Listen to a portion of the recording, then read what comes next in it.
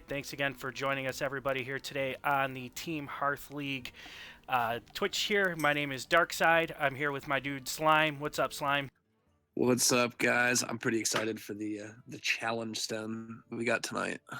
All right, so right now we got a match coming up here against Chigmo versus Top Hat Demon. These are players that actually played twice throughout the season and have a bit of a rivalry going on, so I thought it'd be interesting to get them on stream. The rules for this challenge stone are their decks have to contain at least 15 Ungoro cards. So that should be a lot of fun. Let's see if they're getting ready. Okay, they're getting ready to battle a friend, so I'm just gonna wait. So through word on the streets is that Top Hat's bringing some pretty weird deck lists. They're not weird, but they're definitely good decks for sure. I've seen all the decks almost. Let me just post here that we're live.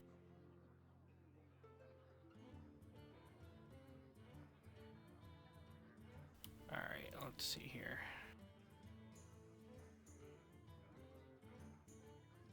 Just waiting for them to get in, and then we're gonna go in. All right, still waiting. But yeah, I mean, a lot of things that's fun with this challenge stone here is just having to have those 15 Ungoro cards in your deck. It definitely made for a pretty big challenge throughout the week. I actually received a lot of complaints about the amount of Ungoro cards people were going to have. So I think decks are going to be really interesting, but I wouldn't be surprised if we saw a lot of elemental decks in this challenge. The complaints is one thing I didn't get. It's supposed to be a challenge stone, guys. It's supposed to be fun. Like having half your deck as the new expansion, like that's part of the meme of the whole thing, isn't it? Yeah, it's definitely going to be an interesting tournament. I can understand. I mean, we're a group of extremely competitive players, so I can understand I have to put bad cards in my deck, but I still think there's ways you can make it work. I'm really hoping to see some really good memes out of this too, like Tortolan Primalist winning games would be amazing. Isn't that part of like being a good player though, is being able to work with whatever you're given? Like it's like your mechanics are solid and your deck building is there. Like that's like a well-rounded Yeah, player. yeah, I know. That is true. Let me see if I can get Top Hat on here to queue real quick.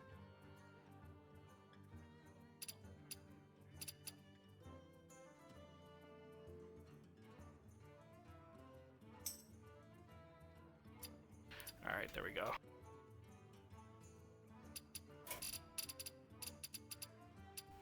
All right, I let them know that they can both queue, so we're just waiting on them to queue to get in the game. Let's see if we can see their classes here. I know Top Hat's bringing Hunter, Priest, and I can't remember his other list. Hold on, let me find it here. So do you think we're gonna see quest decks and everything? I don't think we're going to see many quest decks, to be honest with you. I guess with the restrictions on only having, Druid. have to have 15 Ungaro, that's pretty hard to fit everything in. Yeah, it's going to be hard to see quest decks, to be honest, but you never know.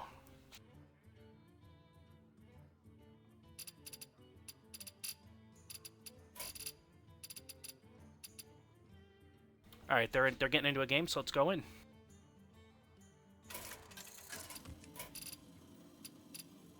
Job done. All right, so we got Shaman versus Shaman. They both look to be elemental shamans here. So that should be. I think you're going to see a lot of elemental shamans, to be honest with you. Not really a good turn one play for either party, so they're just going to pass. So, so this just looks like the elemental mirror. Pretty much. I'm sure the decks are vastly different, but Yeah, I mean, there's going to be some differences. Like, you got the Ozrak here from Top Hat Demon. I don't know if Chigmo will be running that, to be honest with you. But, I mean, it definitely makes sense in a restricted format like this to just put in every elemental you can. so based on what I'm looking at here for Chigamo, I think he's kind of like more like they're both like mid-range kind of thing. With like having the Mana Tide kind of gives that away. Yeah, I like they're definitely all going to be mid-range lists for the elementals. I like the Fire Plume Phoenix here. I mean, it's actually a pretty good on-curve minion. You get to wipe out a totem, and you get to develop a 3/3. That's not bad. I think that card's gonna wreck Arena. Yeah.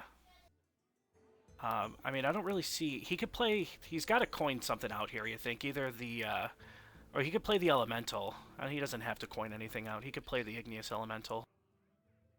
Or would you match Mana Tide? I mean, what do you gain if you match him Mana Tide? Now someone has to play, break the checkmate going on.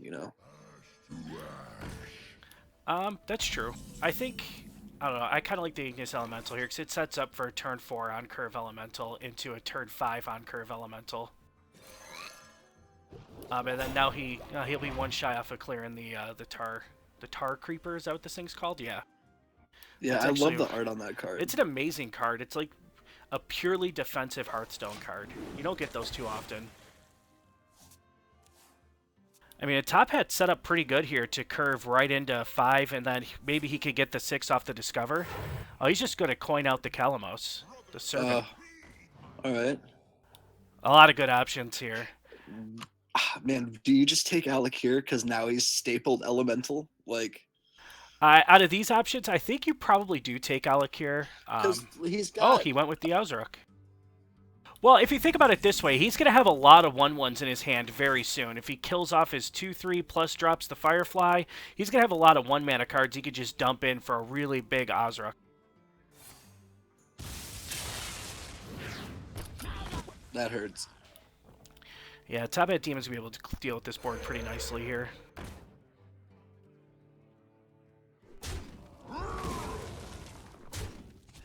And the only thing that stinks about that card is it's not sticky on board. You still gotta play it. And he squeezes in an elemental, so he's not going to miss his elemental curve either. That's good. Now we have 5 mana left here from Chigmo. Not really sure what he could do to be the most efficient. He's definitely got to deal with the Flame Tongue Totem somehow. I guess Plume and maybe drop a Flame Elemental is probably one of the only turns, I mean, that makes any sense. Otherwise, everything just dies on board. Yep, that is true. And then he's not having any luck with any of his AoE. A Maelstrom Portal would be really nice right now. That would give him a good swing, but we don't see it, so that's what I would have done. It's a pretty good turn. Got the Hex from Top Hat. 6 mana here. I think you just drop the Servant of Kalamos and then see what you can find. What's he doing here? Yeah, he's just kind of going as wide as he can. Probably has a pretty good read that his opponent doesn't have AoE. Because I would have done that. You see the AoE not come in on that turn, which would have been the best time to play it. I mean, now just start testing him. See what he's got. Ooh, I think probably Fireplume Harbinger here is probably a good one. He's got a lot of elementals in his hand. Yeah, he could just discount them all. 2 mana Thorson. Yeah, he's holding a lot of elementals. It probably makes sense. Yay, Top Hat. My dude. Yeah, he's got a commanding lead right now. And here he's got the Jade in there. So it looks like he's kind of running like a mixed package. Dude, I don't remember his list. Not even getting rid of that Mana Tide. How many cards has that Mana Tide total gotten him so far? A lot. It's turn 6 and he dropped it on curve. Too many. He's value. Could we say it? Chigmo's got to deal with it at some point.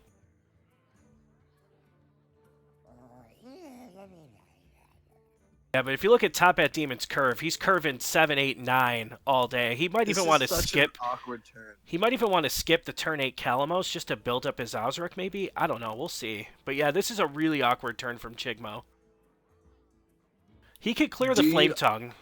Yeah, this looks like a Flame Tongue play. I was just about to say, get rid of his Flame Tongue. Yeah, you need to get back on the board. Kind of put some threats back. Ooh, that is a good top deck. I mean, that definitely gets a lot of stats just on the board right away. Yeah. So he's got an option. He could Blaze Caller, or he could just go for the stats. And, I mean, if he goes for the stats... It's the new Feral Spirit. Yeah, you have a read that your opponent doesn't have a lot of... It doesn't have AoE. And maybe that's just a constraint of the format we're running. Maybe because you have to have all the Ongoro cards, maybe you can't afford to fit the AoE. But yeah, so far Top Hat's just been, ahead on board, and he hasn't lost his lead yet. It's a steamroll right now. I mean, he could change it if Chigmo can draw the right AOE. He's got Hex in hand. Yeah. Like he could change it, but with that play right there and what's to come out of Top Hat's hand is Yeah. is dirty. I think Top Hat's going to set up for a pretty big Ozark here. You could do it with the Tar Creeper and then the Flame Elemental. You could set up for a decently sized Ozark. It gets answered by a Hex that Chigmo just picked up, but I still think, you could afford to make that gamble.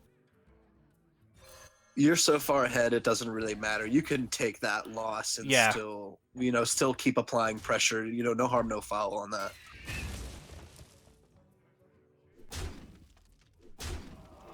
Yep, Top Hat's going to drop his own Hex. This chip damage is gonna hurt. It's And he's still just getting the value out of that Manatide Totem. He can't find an answer for it. That's so many cards. 3, so that's turn 4, 5, 6, 7, and 8. That's got him 5 cards for 3 mana. Yeah, that's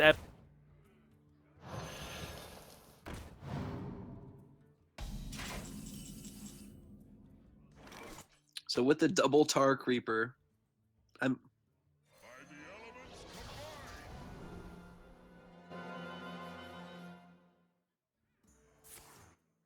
three. That's what I was. As soon as he stuck it.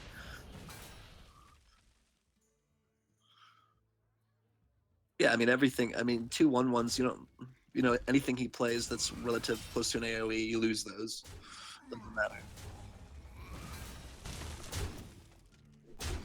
Yeah, that's just really good value out of that.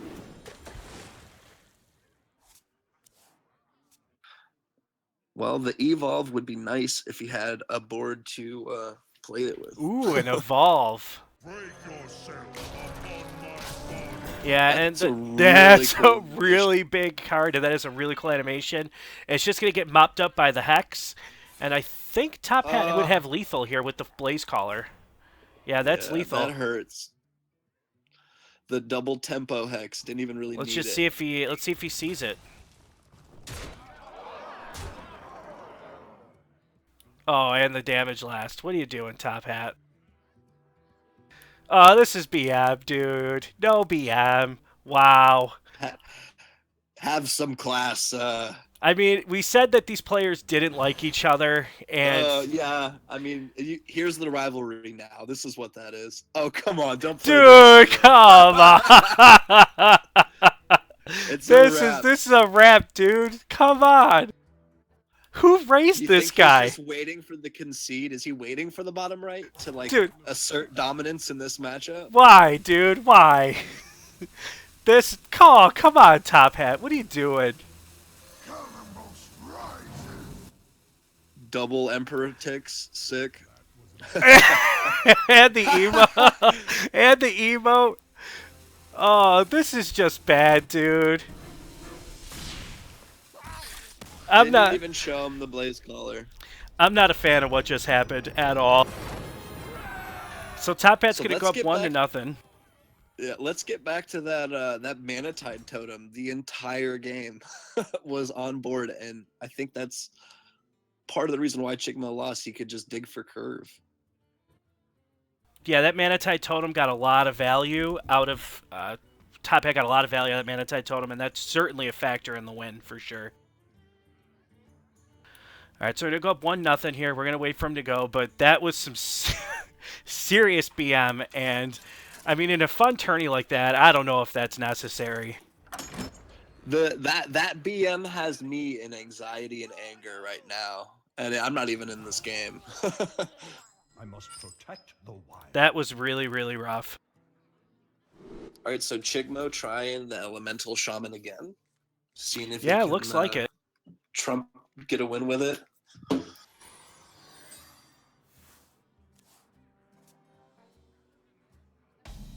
Another really awkward opening for Chigmo. Yeah, just super awkward openings all around. It just doesn't have the curve plays. Top Hat Demon's got a lot of answers on curve. He could go. He's got a 3-drop, 2-drop, 5 drops. Actually, it looks like he's just running a straight up Beast Druid. Yeah. Now, the Bittertide Hydra, I've actually come into on ladder. I found that I could just kind of like poke it with 1/1s and deal with it pretty easily. So I don't know if I'm necessarily the biggest fan of this card. He's just going to coin out the long neck here, and that's, or is he going to do the Egg Napper? Volcano, biggest counter to Bittertide Hydra. Yeah, I mean, you just be able to poke it with 1/1s and deal a lot of damage. So I don't know if it's necessarily like a great card, but in this format, it should be fine. He's deciding between the long neck and the Egg Napper. I think the long neck's probably fine, but he's probably worried about the Hex. But you could give it the don't target, right? So I mean that would be good. Yeah, you could dig for that. I don't know. I kind of would have played. +3 health is good.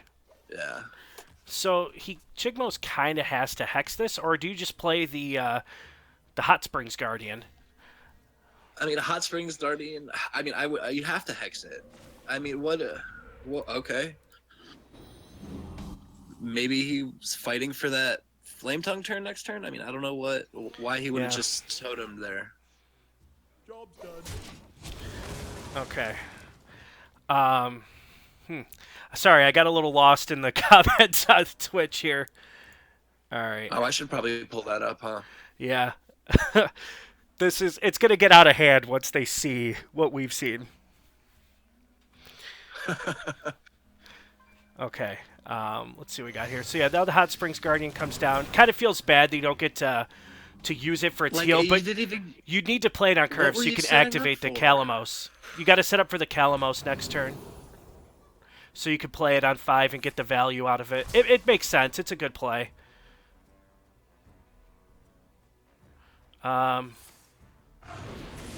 Did this not? Oh yeah, he took the Death Rattle +1/+1 plants. This is a really cool list. I was looking at this list when Top Hat sent it to me, and I really like it. Is Egg Druid back? It's just kind of like an aggro Beast Druid, actually. I think you take the Calamos all day here. Double Calamos seems nasty.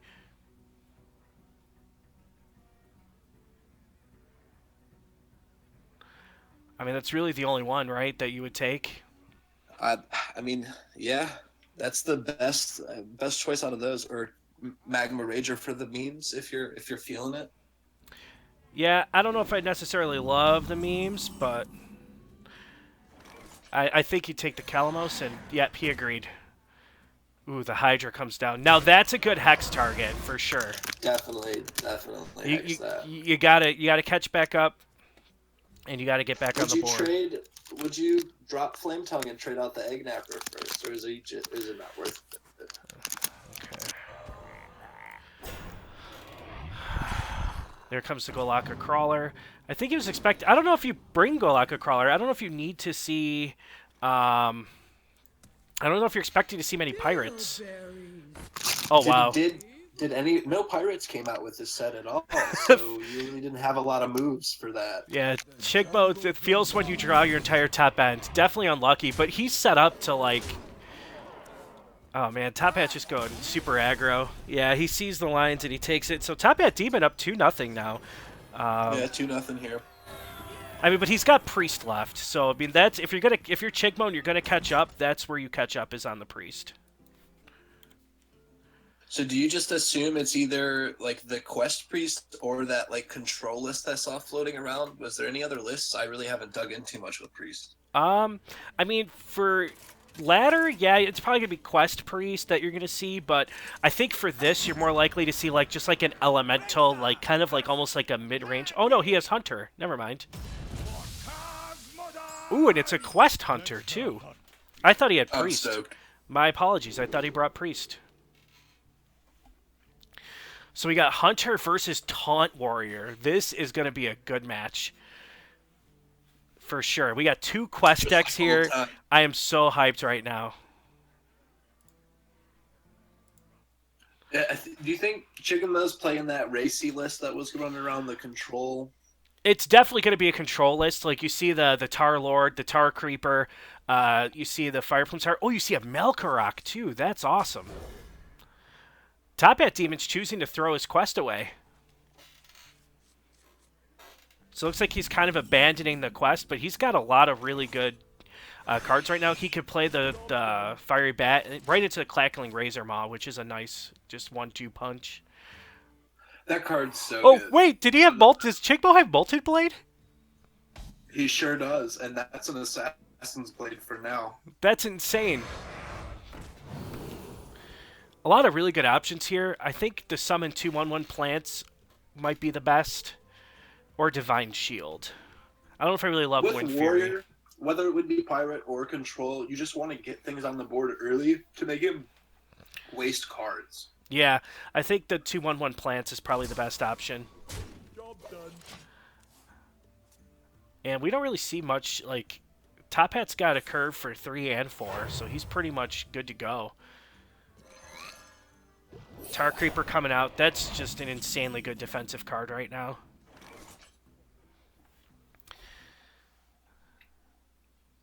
Huh. Well, I mean, you definitely start off with the Trog Beast Rager for sure, I think, and then see what it hits. Yeah, I mean, you got it only goes for the beast, right? So it would just hit the Raptor Or the Kodo, right? Dispatch, yeah. Yep. I don't know. I think you trade off the board here and then just drop the Raptor Hatchling potentially. I would. I mean, you get the 2/1/1s, so you don't really lose, total control of the board. Yep. I agree. But he knows he's gonna have to fight through a lot of taunts. But I don't see how you get rid of it any other way. I mean, if you're playing a hunter list, then you got to make it to the mid game with some sort of dominance on board to like get a shot. Because if you shut Sure. down early, this matchup gets bad. Yeah, absolutely.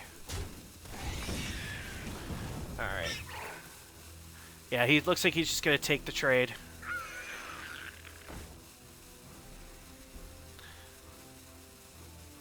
It's still an intimidating board. It definitely is, especially thinking like you can't brawl. Like he's kind of weak to like the AOE effects, like Ghoul and Whirlwind, but not entirely weak. And that Dispatch Kodo is going to come in very nicely for Top Hat Demon.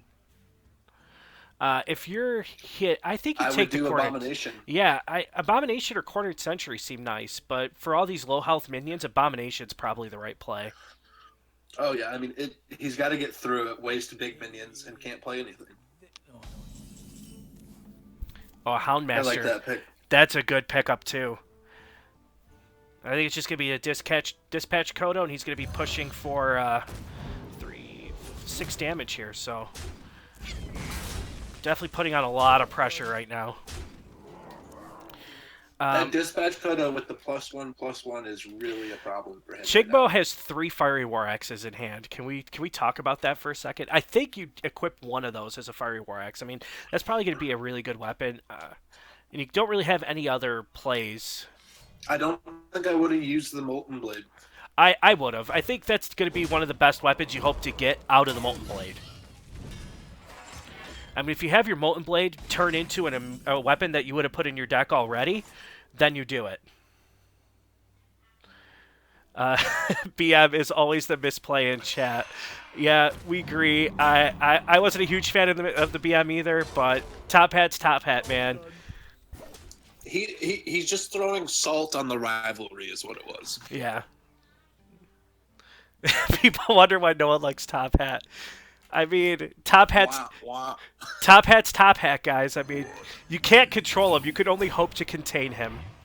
I mean, you can hate him. He's 2-0 in the series right now, so... Houndmaster actually lets something live through the AoE on this Abomination. I mean, you could prioritize either your Hatchling or the 1/1 plant, but you're going to let something live and push a lot of damage. And the Nesting Rock, that is actually a sick card in Hunter, most likely. It's just like on ladder. So glad it found a home in Top Hat's deck here.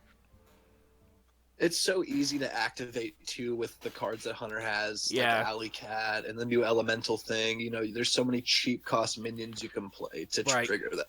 I agree. I wonder if he's just going to go the Houndmaster route. Because if you go Houndmaster, you could squeeze in a hero power, too, which is really nice.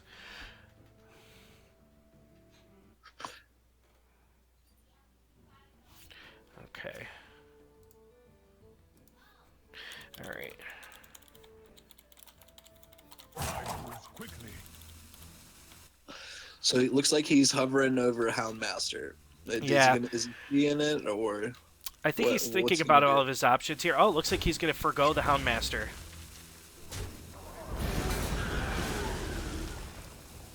Just squeeze in a hero power? Yeah, well, he's going to go the Houndmaster route, but it looks like he's just going to go for more face damage that way, which is I fine. like this. It keeps your Houndmaster relatively healthy. I don't see if you're Chigmo how you survive beyond this turn, especially when Top Hat Demon has kill command. That's basically over. Yeah, without knowing it, I mean, Well, he's there's got the really shield block, but yeah, he loses. you're So, looking at 12 damage next turn. well, not if he clears off everything with the shield slam. So, actually, Yeah. he can survive. All right, maybe he could stabilize. Ooh, I don't know. That might do it. He's got, I mean, the Huffer's ornery lethal. Direhorn. Oh, Huffer was lethal. Well, no, it's still lethal. No, it's not. He can't fit in the hero power.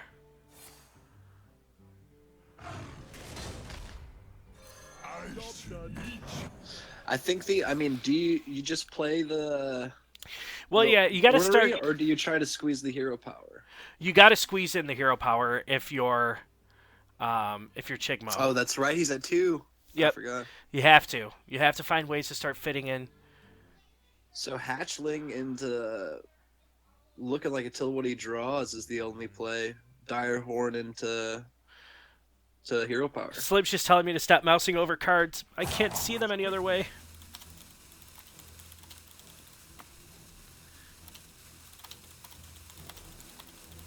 I'm blind. Oh.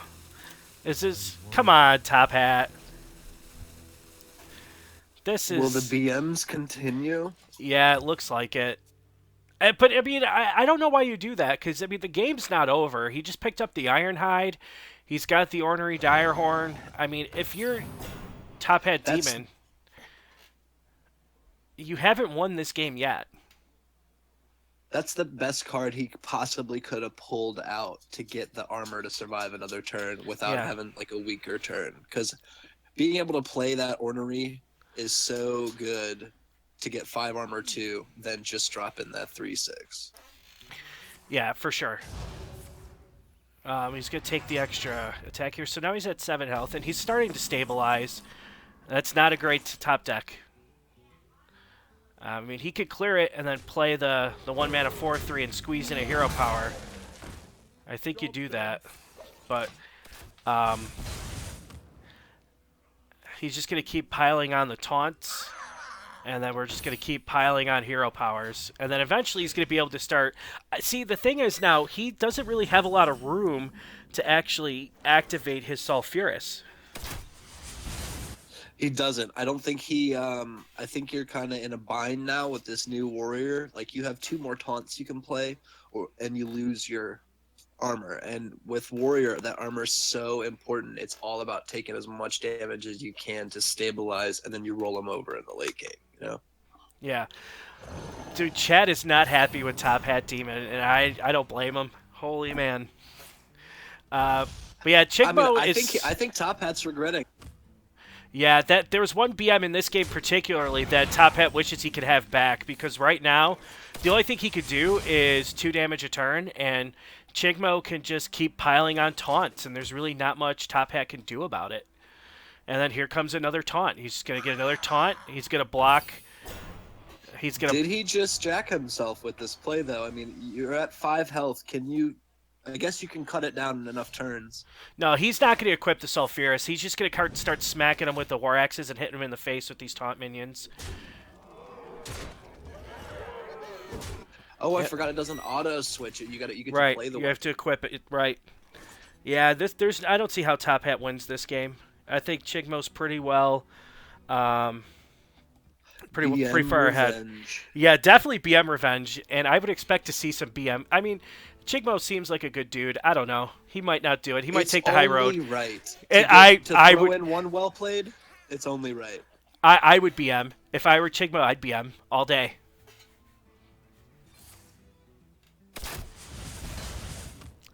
All right, what do we got going on here? Yeah, I don't think you ever get closer than where you're at now. I mean, what's holding you back on the Animal Companion? Here comes another 5 armor. Yeah, that's like, once he plays the 5 armor, I think it's just a concede. Wait, did he not have? Oh, he's gonna. Oh wait, there it is. Sulfurous lethal.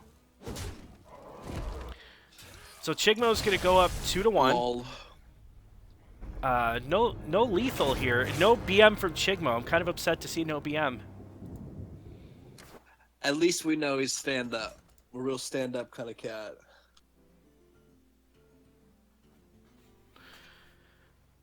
Yeah. I don't know if I agree with Top Hat's decision to mulligan away the quest there.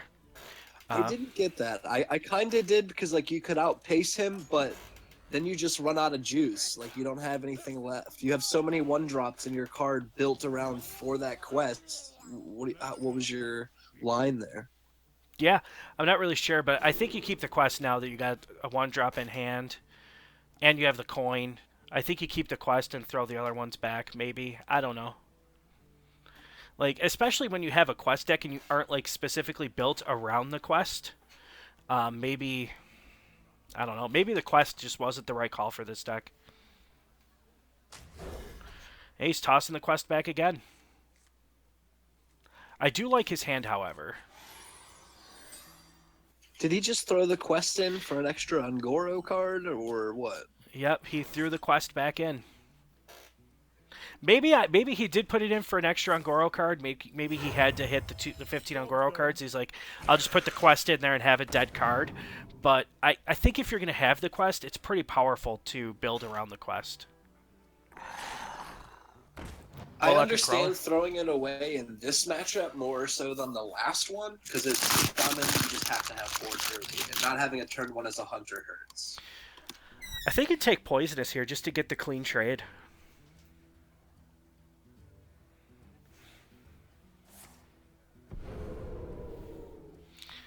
He's going to go Stealth. Okay, that works too, I guess. And here comes the Tar Elemental. The Tar Creeper, for sure. I mean, that's going to be another good card against Hunter. It's going to be really hard for Top Hat to get through it. Well, not if you have the kill command. So I think, yeah, you just kill command it down because you can't afford to trade into it ever. No, absolutely not. That's a good, clean 3 for him. Yeah. And he's still got a lot of cheap minions, so he could potentially still get the Adapt off his Ravasaur Runt. Oh, and there comes the Fire Plume Phoenix, so skip that. Another thing, too, is that... Why that over... Well, you take a beast off the board, so you don't have to worry about Houndmaster coming down. I mean, Houndmaster 4 at 4 for Hunters is usually the standard play, so if you can deny the Houndmaster, it's pretty good. That's another good play from Chigmo here, and he's got a lot of answers in his hand. He's got his AoE, he's got his Flame Tongue Totem. He's set up pretty well. I think you just play the Nesting Rock, though, if you're Top Hat Demon. You get the 4/7 Taunt. Or he's going to go with the Houndmaster. You know, Houndmaster into Rat Pack is actually pretty cool, too.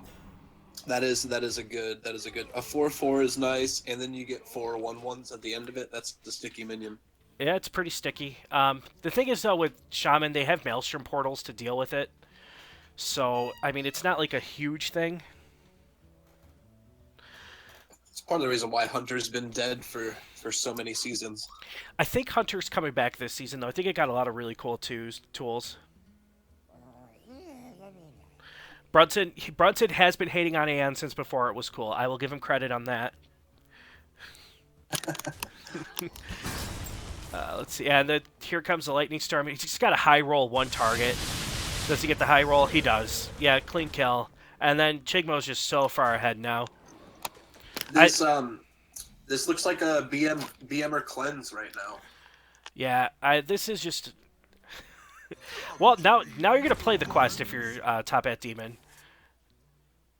Definitely play the quest. You better. Yeah. Job's done. I don't know why you mulligan it away 2 times in a row. That doesn't... I mean, maybe he'll tell me in Discord. I'm not really sure what the thought process was there, but I think you just keep the quest otherwise.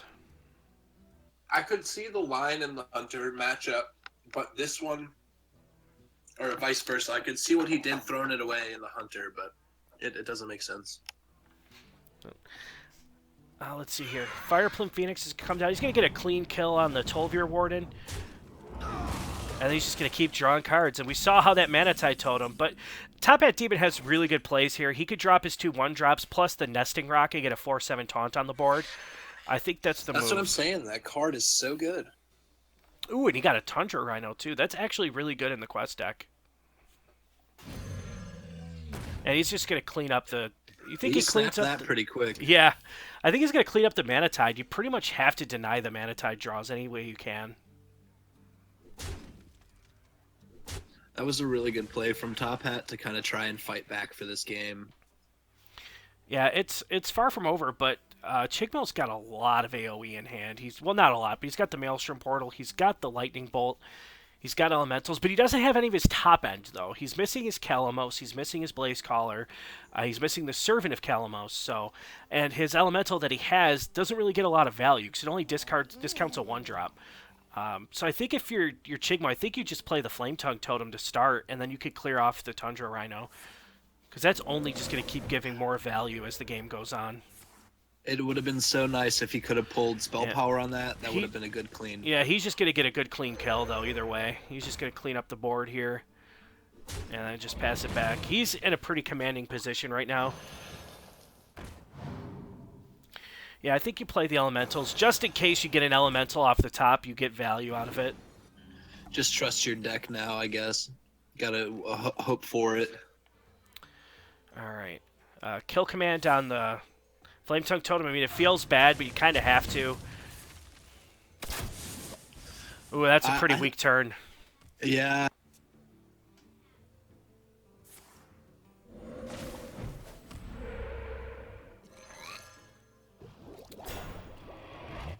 Is he trying to get the most value out of Nesting Row? I mean, that turn, I would have played that for the body to get something on board to start fighting back with this. You definitely need something. Ooh, there's a Volcanosaur.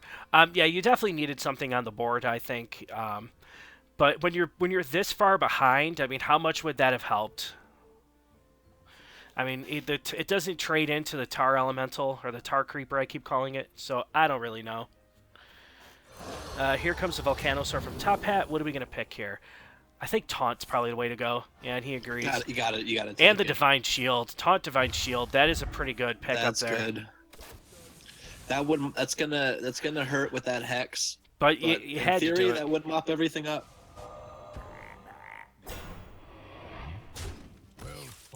I think that's probably the end of this game. Yeah. Top Hat agrees.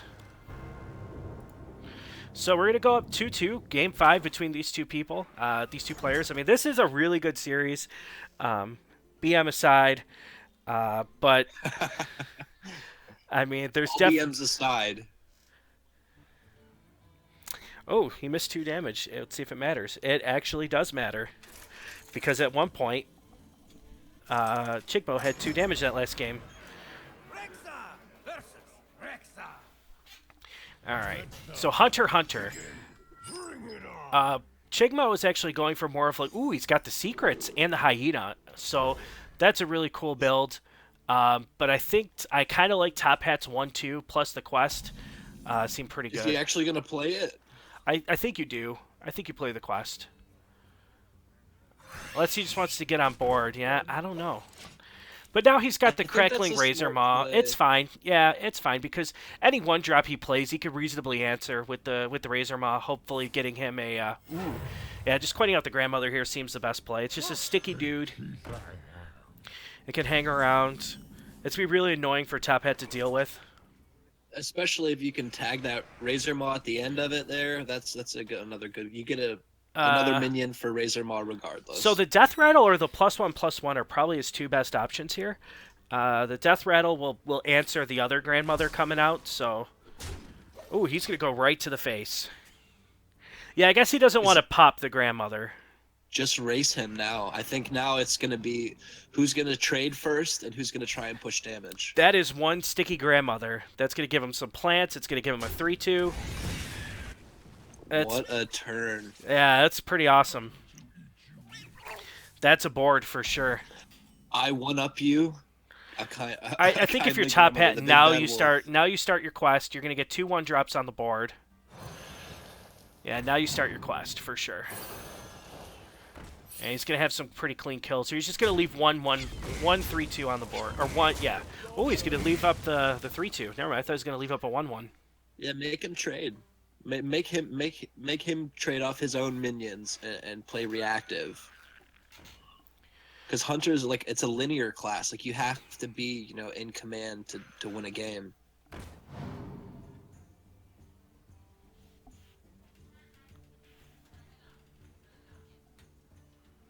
Okay. Let's see. From this one here, probably Divine Shield's the best option, especially when you know you're gonna have to make a few trades on the board. And it just becomes a problem to deal with. So I didn't see the mulligan. Did Chigmo? Did he lose? He's not running the quest. He is right? not running the quest. Yeah. That is correct. Okay. But he's got Knuckles. He's my hero. Chigmo is my hero. He's running Knuckles. That is actually insane. Like, I'm a big fan of Knuckles. I'm a big fan. I'm a Hunter fanatic. Like, I love Hunter. Hunter is absolutely my favorite class in the game. And Knuckles. You brought it to the playoffs. I did. I crafted Knuckles day one on at Meat Street to Gadgetsan. I love it. Everyone's doing Black Paul and Darkseid's over here is I'm getting Knuckles. I'm getting the Knuckles. That's right.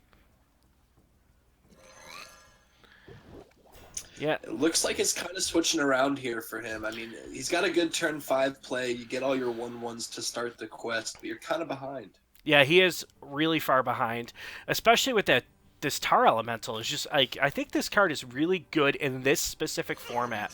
When you have to put one or 15 on Grow cards in your deck, this is a pretty good card to just put in every build. It's really hard to deal with.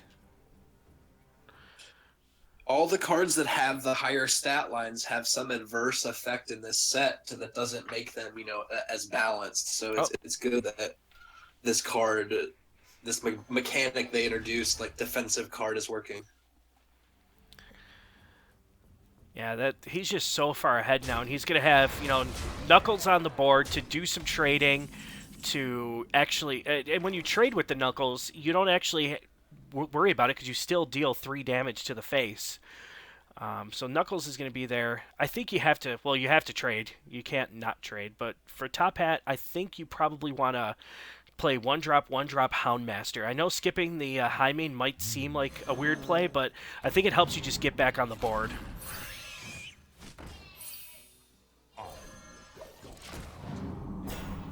This Grievous Bite could do some damage here.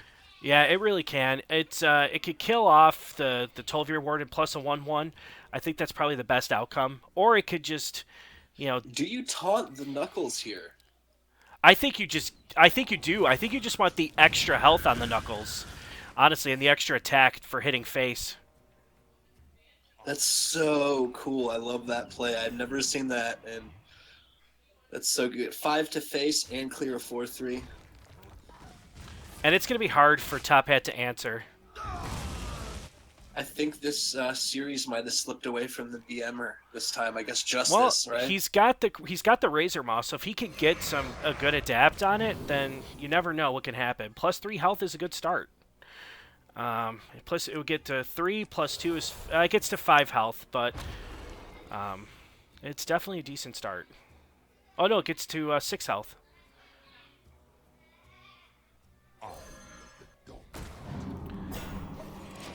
Not bad turn right there. Not a bad turn at all, but he's just gonna Chigmo's gonna be able to easily deal with the board and apply pressure to his face with the Knuckles. That Knuckles I think stole that Knuckles play with the Houndmaster kind of took this steam away from this game. Yeah, if you're Top Hat Demon, I don't know how you get back in it. And he's just gonna squeeze a hero power. He's lethal in every which way next turn. So checkmate. Yeah, it's game over. So yeah, Chigmo's gonna take this series 3-2 over Top Hat Demon. Kind of in a pretty impressive fashion with the reverse sweep at the end. Those are hard to do. I guess he took the BMs and felt some kind of way about it and decided to flip the tables. Oh, here comes more greetings. All right. Oh, there. Wish everybody a happy new year. Yeah, why not? Yeah, that's just gonna be a good old game from Chigmo, taking it on top hat 3-2. Very well played by both players. To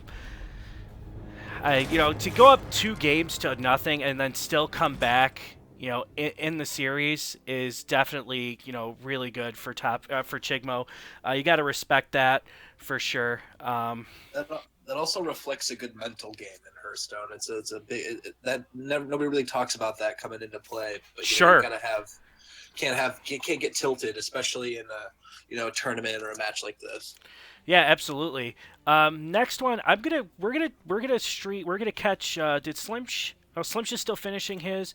We're gonna catch Dyrus Bear and G Nuts.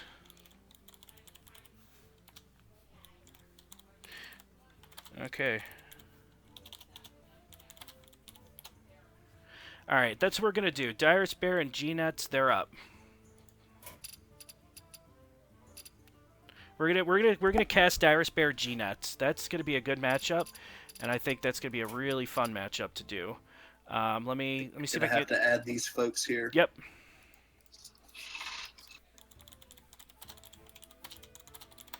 I'm gonna have him add me too.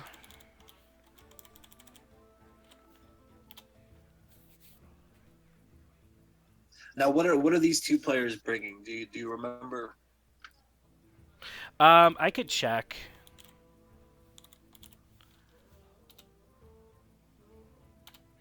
There it is.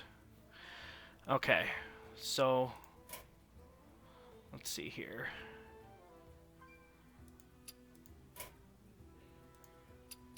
All right. All right, I'm jumping into spectate GNets now. I'm gonna tell them to have Dyrus Bear add me.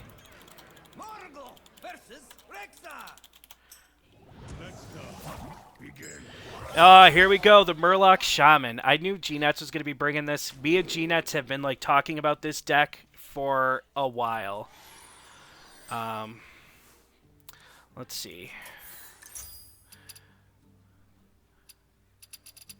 Okay.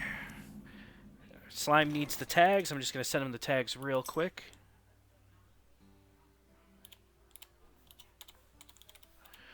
Alright, hold on. Job's done. Alright, where's Dyrus Bear's tag? That hex. But you had in theory, to do it. that would mop everything up. Oh. Nope. Don't want that.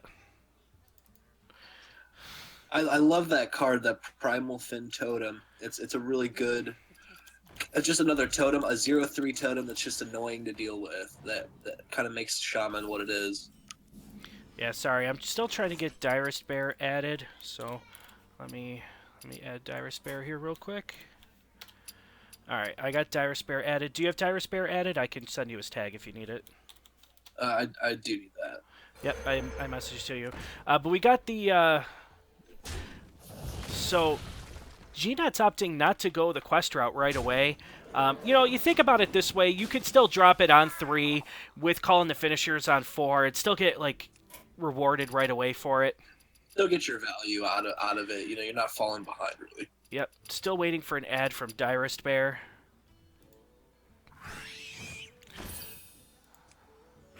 So what we can see from here with Dyrus Bear, he's starting to pile on the quest cards here to see, it's going to be a race to see who gets it off first. But it looks like right now that GNets just has a really big lead on board. I got him. Okay. I wonder. All right, so hopefully it will. Yep. Okay. After that discovery, it's switched. Oh, he's putting it on the Wind Fury. I didn't know what his options were, so I don't know if that was necessarily the best choice. I guess that forces the trade. That's the only thing I can think of without the adverse side, without seeing it. is forcing out that trade with the 3-1. Okay.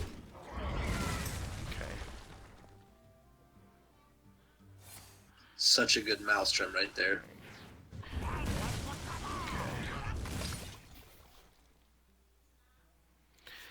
Oop. Sorry. Sorry.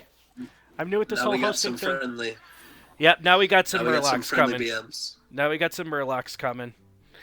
Yeah, and this is just going to be really good with calling the finishers next turn, or even you could do the Cold Light Seer. I don't know if you get enough value out of Cold Light Seer, especially seeing as Hunter doesn't run a lot of AoE, so you're kind of safe with calling the finishers, honestly. I would play it. I mean, you're not going to see Unleash the Hounds. You know, you're not worried about that. Well, that would be the only thing, you know, the adverse to playing that card right now. Yeah, and it gets you so far ahead in your quest too. But now G-Nets has actually given him 2 more 1-drops towards completing his quest. So that could be a problem. I think this is going to boil down to who can pull it off first, because Dire Despair can catch up with, playing those draw calls. Yeah, he only needs 3 1/1s here. So he's going to complete his quest right this very turn.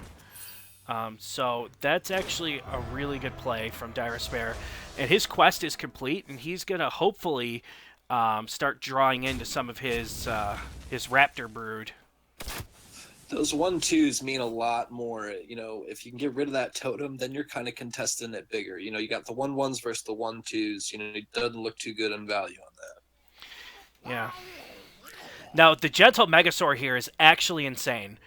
You're going to adapt a lot of Murlocs. You could put in a lot of pressure if you get, like, this a is plus sick attack. If he does this. Yeah, he's just gonna adapt his Murlocs. +3 attack.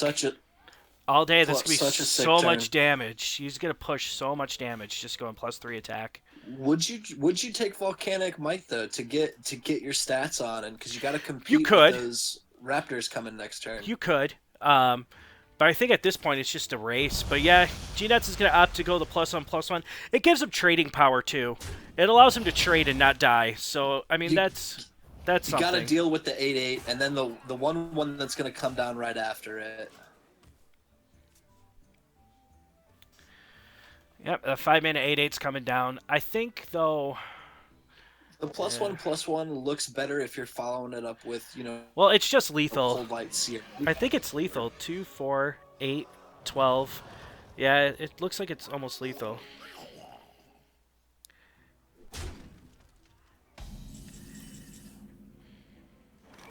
That's 19 on board. That's lethal.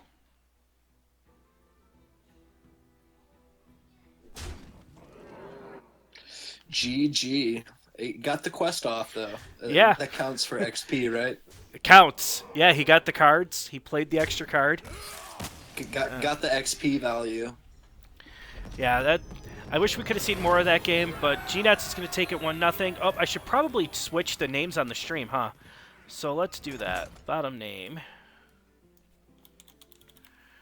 G-Nuts. Let's do that. Bottom score. Sorry, everybody. Doing this whole casting while hosting while you're casting thing is hard. Trial and error here. That's all it is. Now more challenge stones to come. This is my first time. Cut me a break.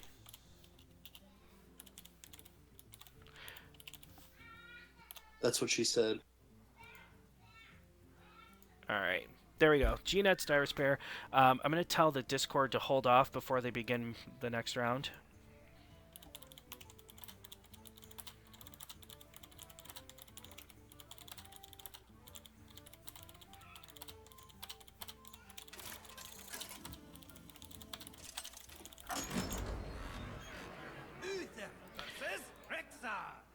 But yeah, let's see what's going on here. It looks like Slimsh and Blue Spartan are still in their match. Unless they've just haven't gotten Mange the messages yet about the scores. But yep, let's see here. Now we got Hunter again versus Paladin. Oh wow. And this seems like an This should be elemental, fun. like I a haven't seen like a Paladin. like a mid-rangey type elemental paladin too. Job's done. If you're Direst Bear here, I think you just quest, and I think you coined something out here. Yeah, you just coined something out. Probably the Firefly or the Raptor Hatchling. Yeah, that's good enough. And then G-Nets can't answer this for a while. I mean, he could get the 1-1 down, but I think if you're Direst Bear, you just drop your 1-drops and you smork. Just got to race him here. Oh, here comes the Patches. Haven't seen one of these guys in a while. Patches. Does Patches count towards the quest? It doesn't. No, right? No, he doesn't. Wicker Flame, though, actually helps G-Nuts here a little bit. You gotta play 7, not summon. That's the difference there. Yeah, he's just going to opt to go the Elemental route here. Probably for the Tolvir, the turn after.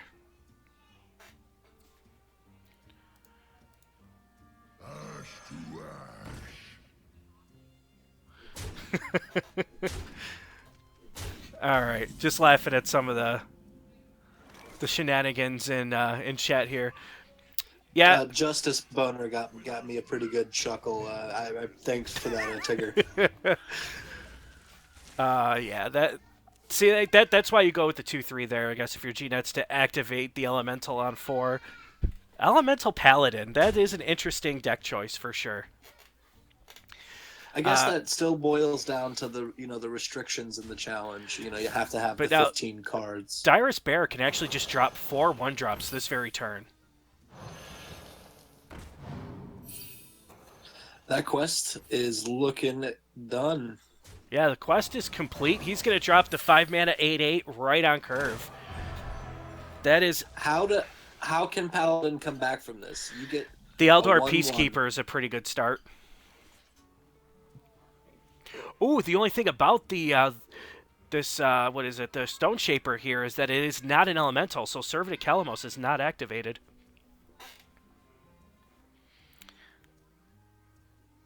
It just gives you the elementals.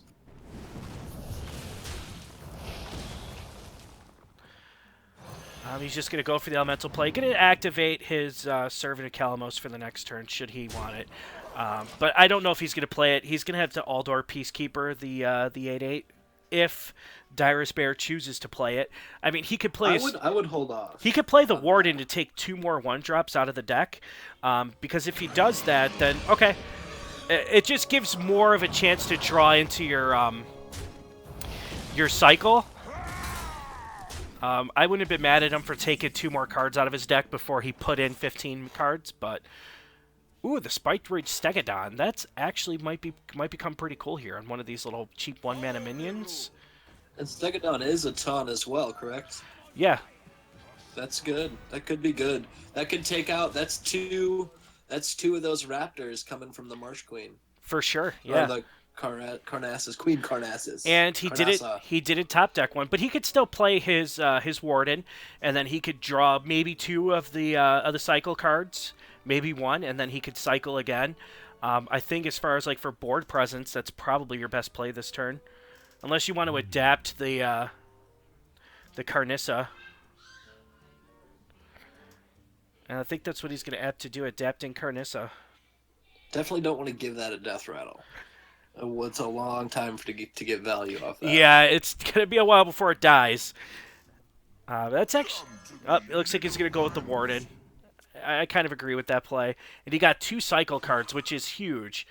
He's gonna drop 1 right away. Doesn't get another one off the cycle, but that's okay because his streak could still happen. Oh god, Smuggler's Run on this hand is absolutely vicious.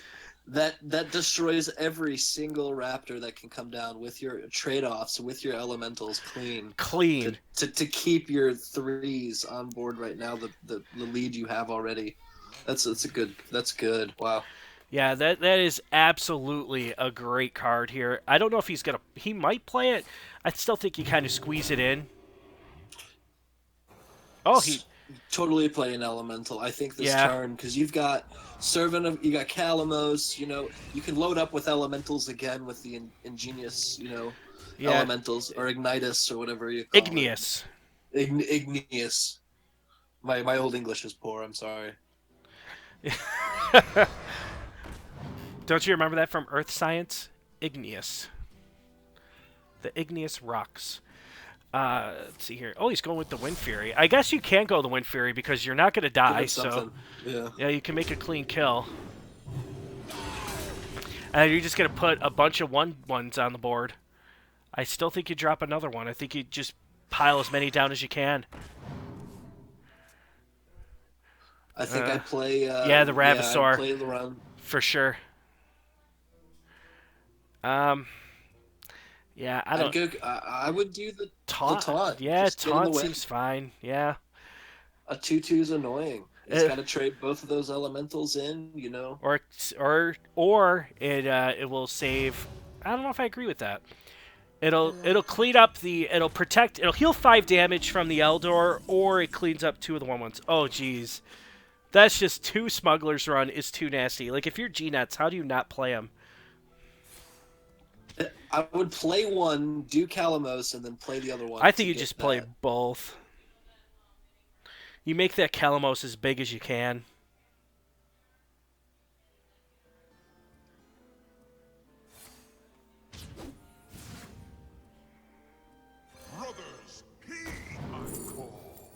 Blaze Collar is so good here. Yeah, as that's well, really good. Stormwatcher. It's a nice curve. I don't know if I really like the Stormwatcher. And these Flame Elementals are now 3/4. 1 mana 3/4. So much value right Yeah. there. That's big. That is, yeah, G-Nuts is so far ahead on this board. If you're Dyrus Bear, and his cycle stopped, so his cycle's over. Not really a lot of great options for him here. The hand makes me sad. Dyrus Bear's hand just makes me sad. You don't really have anything to. You have to trade off almost half your board to get anywhere, or all of it to get anything really. Yep. And then here comes the next Stegodon. Yeah, I forgot about that. That hurts. Yeah, the next Stegodon. And now what do you do with the runt? You get rid of the 3/4? Yeah. I mean, he's catching up, but as we could see from G-Nut's hand, it's not going to be enough. I mean, the 2/3, as much as it sucks wasting the 5, or do you have lethal here? 11, 12, 13? No, you're lethal yet. Nope, not yet. And then he's just going to keep piling on the stats. He's just keeping stats on the board and just saying, okay, get through this. One of the odd builds taking a win. I like that. Yeah, this is definitely an interesting build for sure.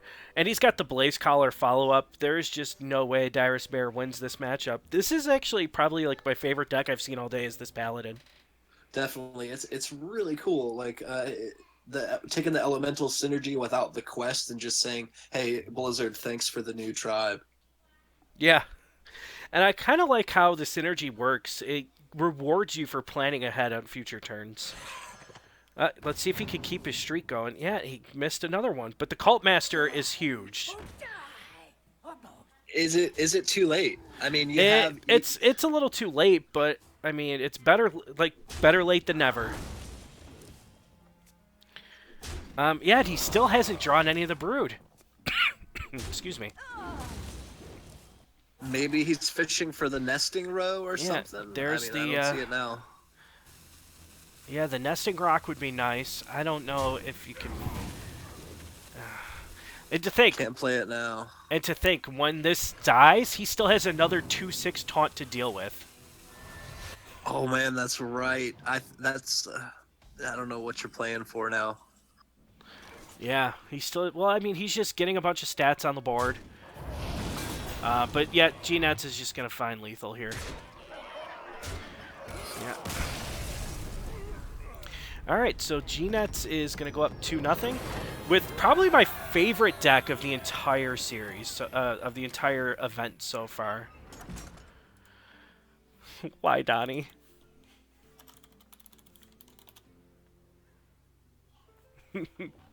Slimsh lost. Come in, Slimsh. Slimsh, come. So G-Net's up with 2-0. Maybe see another reverse here. I mean, what do they have left to play? Did we get their classes? I don't know their classes. Slimsh says you don't want me for now. We always want you, Slimsh. No, I don't get to see their classes. I could check the screenshots that were sent to me, so hold on. Let's see. Did G-Net send me his decks? I don't think he did. But G-Net's, we could tell he's got the Agoro cards for sure. Dirus Bear has Priest and Warrior and Hunter. G-Net, I would imagine he's got a Mage deck coming up here. He seemed to like Mage.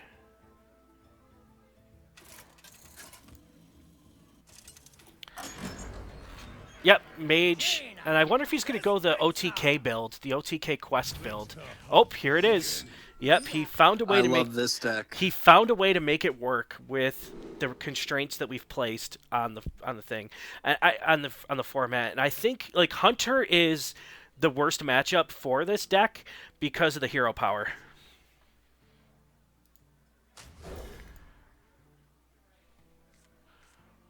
Okay. So I think that's probably the best way to go.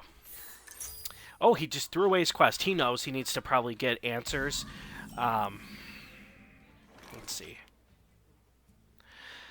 I think you just pass if you're G-Nuts. I don't think you really need to coin anything. The coin's pretty valuable for you. It's so good that works with the quest. It does. But again, with Hunter, it's really hard because, sure, you could freeze the board, but they just have the hero power to ping you for 2.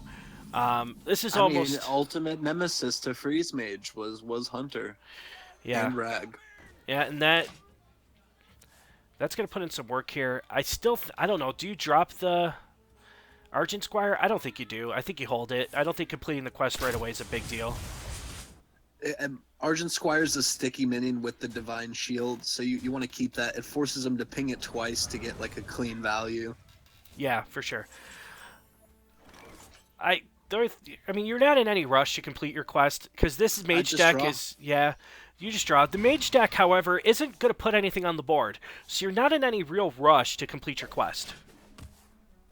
My thought process behind I think G-Net's turn there was like he looked at you got 3 cards in hand. You're playing this 1/1 quest. You know, I just picked up Blizzard. You know, I'm on turn 3. I've got a ping. I've got the Flame Geyser. You know, I've got things to do. You know, you could hold off a little bit here. Yeah, absolutely. And, well, there's some of the combo pieces he's building up here. He's got the one Sorcerer's Apprentice, the one Molten Reflection. I think he's going to abandon the combo altogether and just go for more of like a, I'm just going to deny all your win list. Yeah, I honestly think he's going to play more of just like a control matchup where he's just going to deny your win condition. So once he's successfully denied your win condition and just runs you out of answers, then he will be able to just, you know, have you concede basically. So what does I think with Dirus Bear here, just play on curve, try and get that quest finished off to get some steam back in this. Yeah, I think you probably want to try to finish the quest if you can. He's still 4 1-drops away from doing so.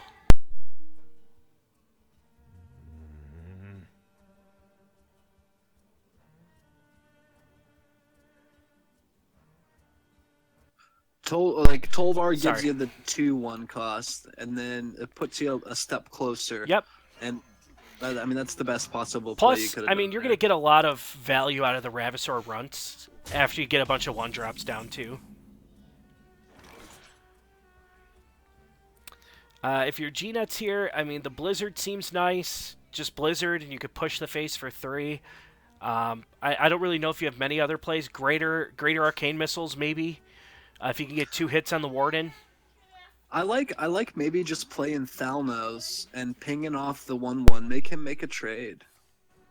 Someday I'll be just Sorry, I have a Or go for 3-year-old that visitor. value. I have a 3-year-old visitor in my office. What do I do? Yeah, he's just going to keep going for... Oh, Frostbolt. That's pretty good. I like Mana Bind. I got to play that card yesterday, and it was a lot of fun. Yeah, you're not going to get many options to play it in this matchup, though.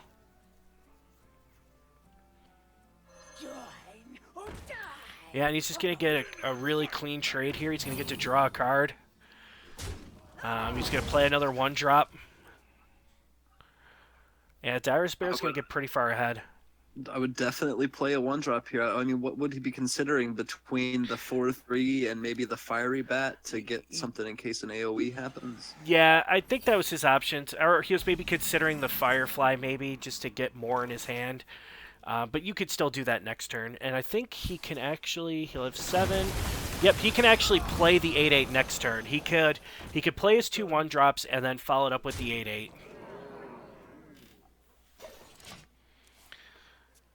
Which will be a pretty sick turn. And actually, I think you play the Jeweled Macaw here. Give yourself something to fish for. Maybe a better play to come. Yep. All right, let's see what he gets. What is this? Oh, the Paradax Hatchling. The cutest dinosaur of all.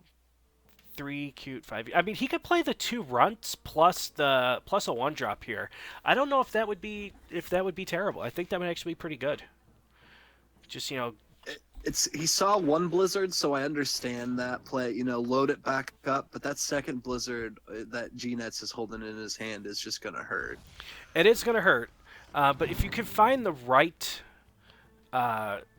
adapts, you might be able to take some of the sting away.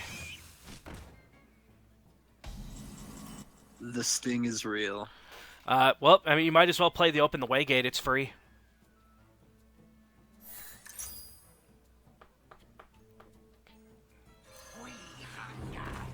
I mean, if your G-Net's here, you're so far behind, but the Blizzard's actually just going to do a clean kill on the whole board. Yeah. Oh, and it missed the Thalnos. Feels good. I think next turn, if he didn't play anything, I would just run Greater Arcane Missiles for all the damage possible. Yep. Draw some cards. So yeah, the 8/8's got to come down now. There's no way around that. 2 pings off that Greater Arcane. I mean, this is going to be a turn that. Another turn from G-Nets that's just gonna... Yeah, it's just gonna be a blowout turn. Yeah, it just hurts. I think you trade off that hatchling with the flame and a ping. Ooh, he's even got the Frost Nova. I mean, do you even need to do it? I think you just Frost Nova. Yeah, Frost Nova. Mana Bind for fun. Well, no, he's gonna try to complete the quest, because if you could get this quest done, then you could put yourself in a position where you could, over 2 turns, just beat him with your minions on the board.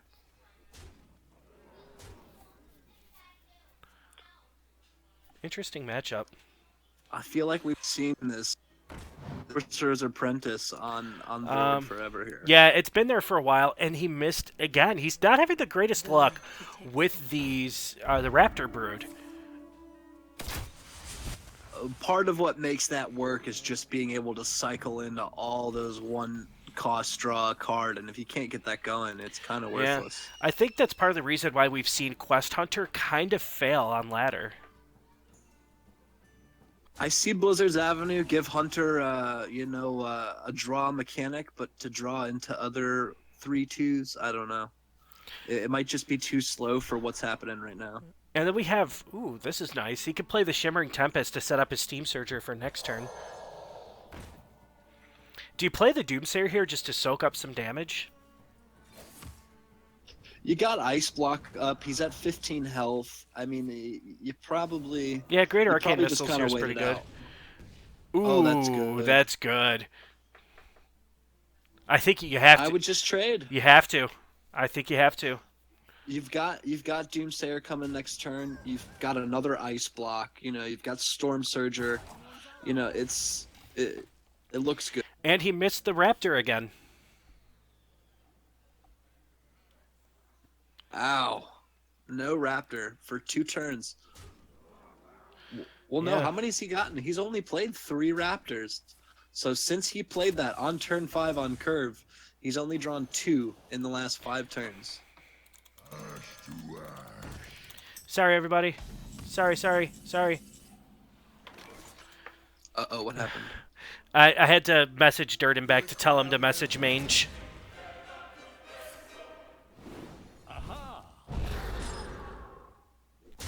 Yeah, and that looks like that's going to be it for Direst Bear here. Yep. And G-Nets is going to take it here. There's not going to be anything he could do about the fireballs coming down for his face. You gotta. What he doesn't know, there's another ice block. He got Doomsayer. Like this, the game was over 2 turns ago. It's just fireball for the win. Please duplicate that Antonitis there, and get all the fireballs. Yeah. Yeah, it's just an easy win for G-Nuts. Oh, G-Nuts is going to take this one 3-0. With probably the most interesting Paladin list I've seen so far. I really like that list. I think G-Net's put some thought into these builds here. I'm sure everyone did, but it looks like he's got some sort of refinement to these lists. Yeah, for sure. G-Net's put a lot of thought in these lists, for sure. And then, I really think that he did a lot of homework on that. And getting to 3-0, Direst Bear, who is a good player, is definitely an accomplishment. So good job, G-Nuts. Definitely way to go. Let's take a look at our bracket for the next round. Well, the matches still aren't done yet. Maybe we could just peek in on Blue Spartan and Dunamis. Let's do that. Let's see what they're up to right now. I'm friends here with Blue Spartan, so I could peek in on one side here pretty easy. Yep, I'll peek in on Blue Spartan and Dunamis. Just so that way we can kind of see what's going to go on there. Oh, Spartan has his spectate off. He let me spectate him. I'll ask him what the score is real quick, and then I'll update it. So give me just a second, guys.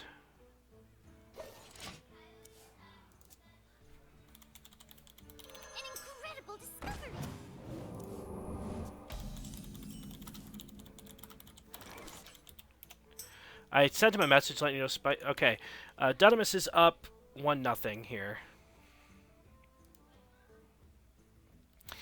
So let's fix this here.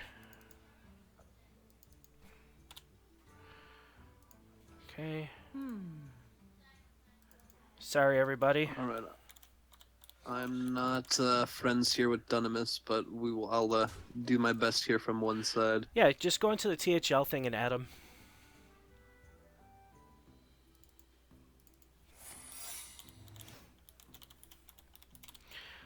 Sorry, everybody, for the silence here, just updating the scores.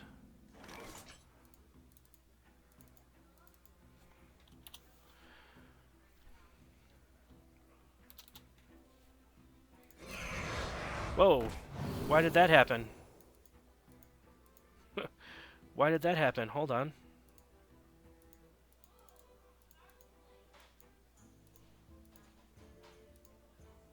Okay. For some reason, the score went wacky. I'm just going to update everybody. We jumped to Spartan Dunamis.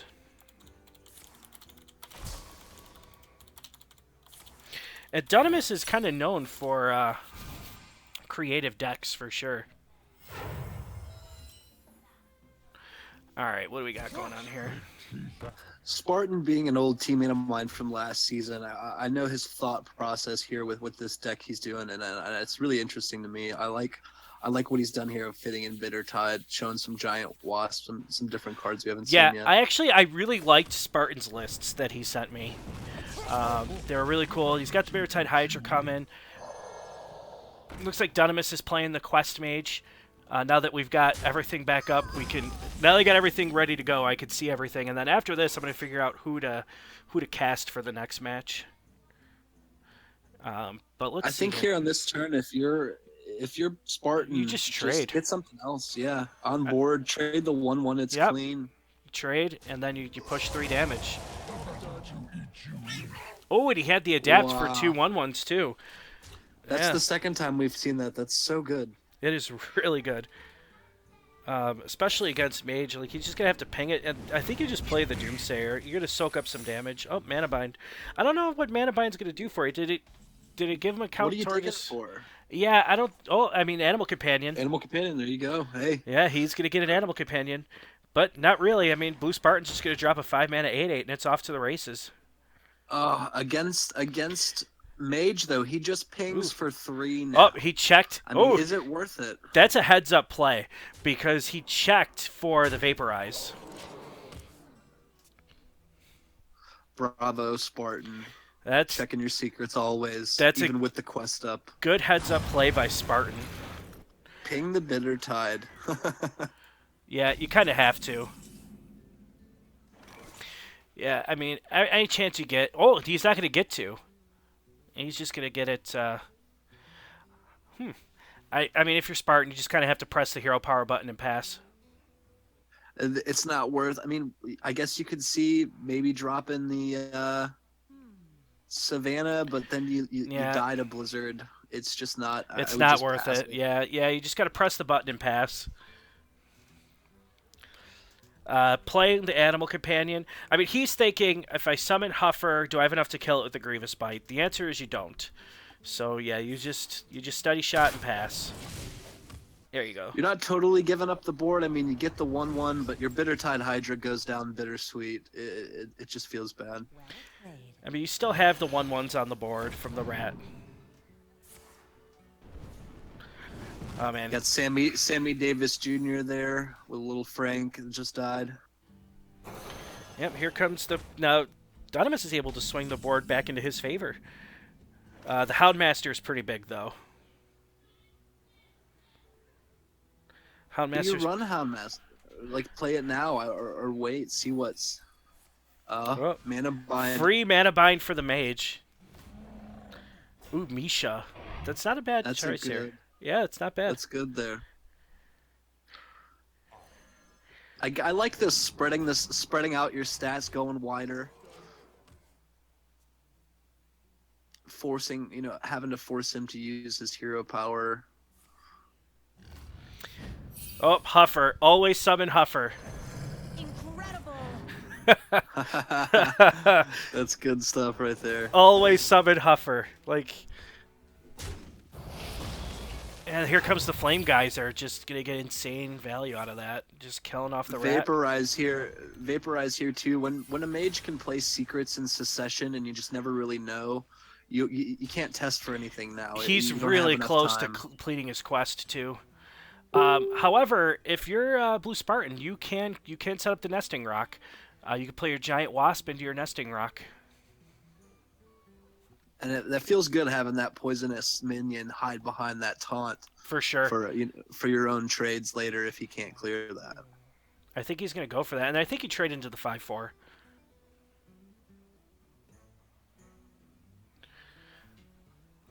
So what would you be worried about here checking secrets? I mean, to trade into anything. I mean... Effigy, maybe? Or is that the name of the secret where you get the other minion back? Yeah, is Effigy still in rotation? Oh, I don't know. Let me check my... Or did it rotate out? I don't even know. What set was Effigy? Maybe Effigy did rotate, so I don't think you're really worried about anything then. Yeah, just play this, get the Nesting Rock value. You get your poisonous minion for something like Antonitis there. Yeah, and the Vaporize. I guess that's the one thing you could test for, and you got it. I don't know if you really ever test for Vaporize, especially not with a 4-attack minion. Because if you take the trade, then your Nesting Rock stays alive. So I think you make the trade. High main has to come down here for sure. I think you just slam the high main. Trigger it off with the Stalker. Yep, high main Stalker. That's pretty easy turn. I mean, it's pretty weak to Blizzard, but I mean, at this point you got to kind of have to be proactive, right?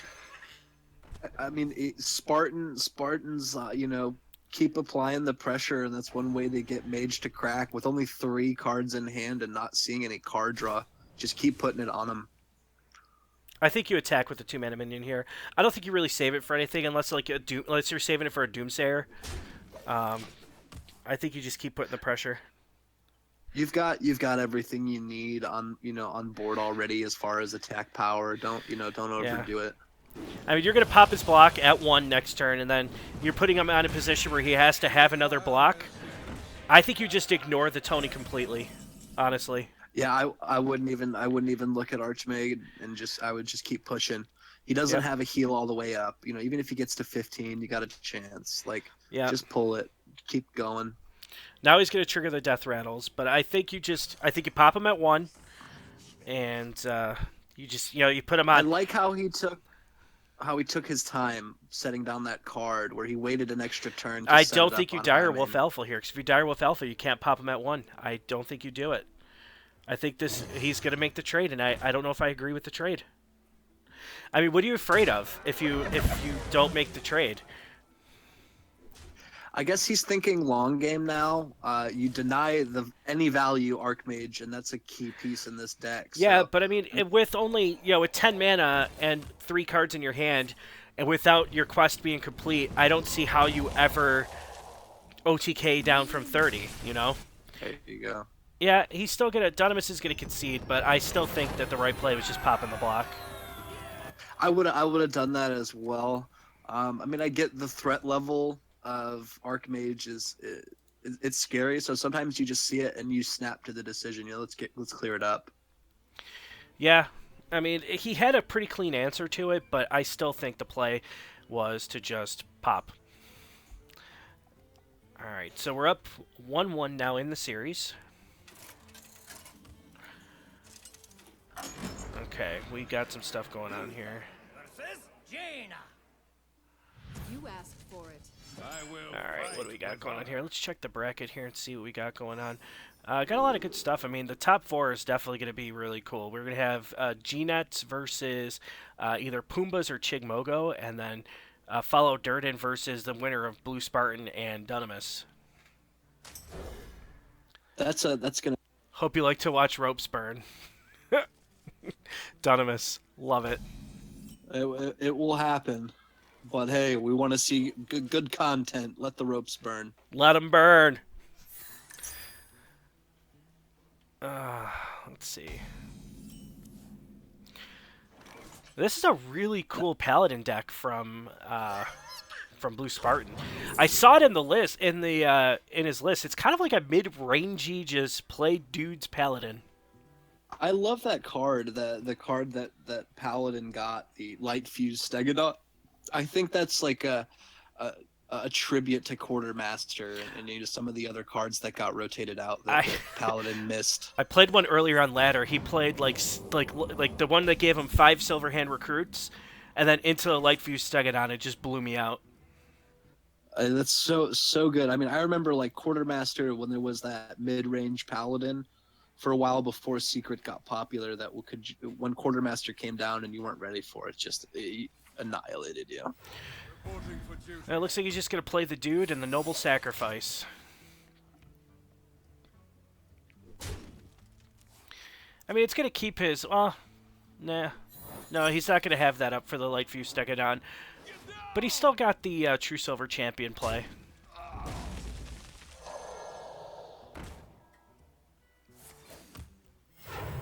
And Dunamis is just going to... The coin counting towards the quest is probably the nastiest part of the quest. It's like if you're in the Rogue Mirror and you get the coin, it's so valuable in that matchup, and just being able to get that coin with this quest is just so sick. You get a free extra mana and a bonus point to your quest. You basically only have to play 5 spells that didn't start in your hand to trigger your quest. Reporting for duty. Looks like Spartan's going to forego any trades and just put a little bit of pressure on. I would have liked trading one thing here. I don't know how I feel about that. Yeah. You expect him to trade regardless, so. Yeah, and if you're Dunamis, you have to kill the what's it called here? The Primal Fin Champion. I think that's a good move. Yep, True Silver Champion just coming down. Good answer to the minion. You got some good turn 6 plays coming up. You can finagle some turn 6. You got a good looking curve right now. Floating the mana here it always hurts to float mana, but it's just the best play he had there. I think the worst part about that whole situation is that you we're at 30 health, so you don't get any of the benefits of the heal from the True Silver Champion.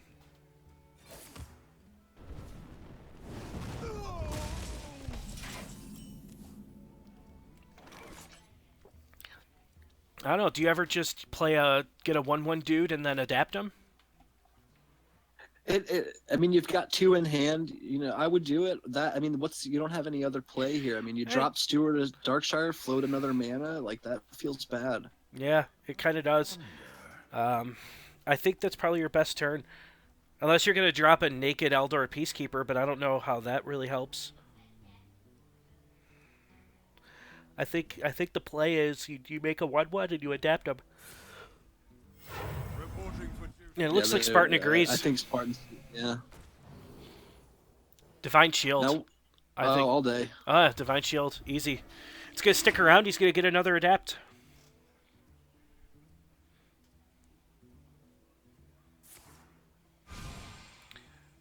Primordial Glyph. Ooh, what do you take here? I mean, Fireball. Fireball's good. yeah, Arcane. Just- It's too weird to squeeze in. Yep, and you but just get it. clean up the 3/4. I think you also pop the Divine Shield too. Oh, Doomsayer. Never mind. I didn't see that. Yep, Doomsayer. That's just good. That hurts. Curator on 7 is such a good turn, but having to float something else next turn and you have to wait longer. You could still potentially answer the Doomsayer if you can get the +3 attack on the 1/1 on the Silverhand Recruit. So maybe that's the route to go. Would you like Blessings here, and Oh. then drop Stewart, Yep, Blessings does it too. and just drop Stewart to Darkshire just to get some extra presence there? Yeah, that does it too. There it is. Yeah, good plays from Blue there. Not knowing what Paladin cards do, Ellie giggle. Wait, which class is this? Yeah, this is a class. What's really Not yeah, enough he's Murlocs. yeah, no Murlocs. Ulu.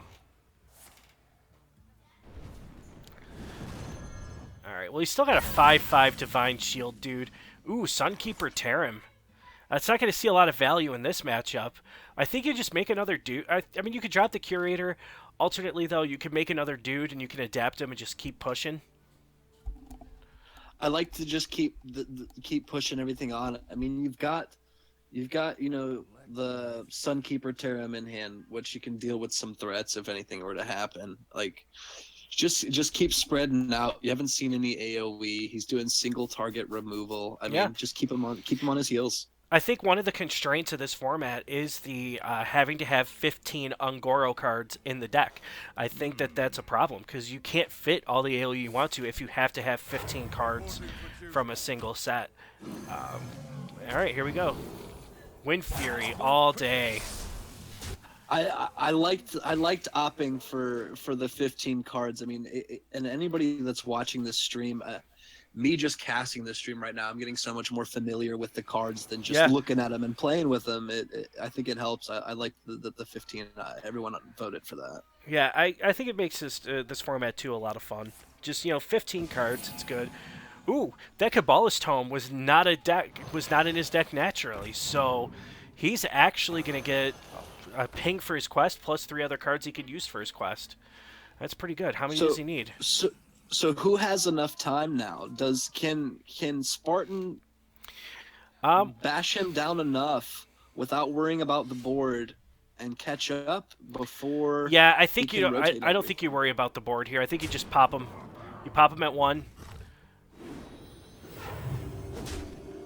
and then you trade off on one of the minions.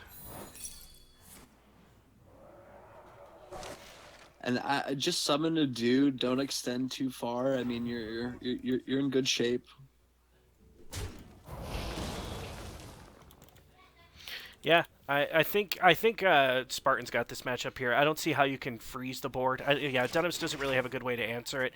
He's got the Volcano, he's got the Flame Strike, but none of it really answers, and he doesn't have any more. He's dead no matter what next turn. He has to have a taunt and heal to get past that True Silver. He can clear board if he has to, but Yep, no, it doesn't do anything. Yep, he can't do it. GG.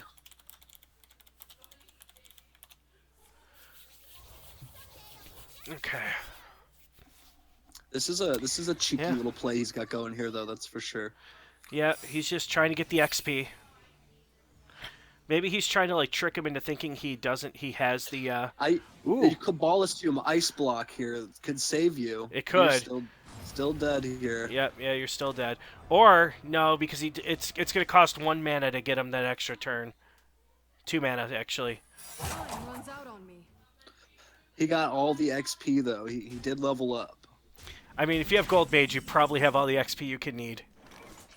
And then you just smack him in the face with the weapon and you say, "Thanks for playing." Maybe get a little cheeky, play Sunkeeper. I don't think you need to. I think he's just preparing right now for if he has the ice block, just trying to get stuff on the board. But now he knows he's just gonna go. He triggered both secrets at once. Spart, you don't need to play cards, dude. You're good. Both his secrets are down. He's gonna rope. He's thinking it through. He'll find it. There it is. From knowing Spartan and having interacted with him several times, he is a very methodical player. He has his checklist, and he won't make a play till he finishes it. That's for sure. Great player for Spartan there. Yes, he's very methodical. I've done a few sessions with him where we play together on ladder or against each other, and he thinks everything through.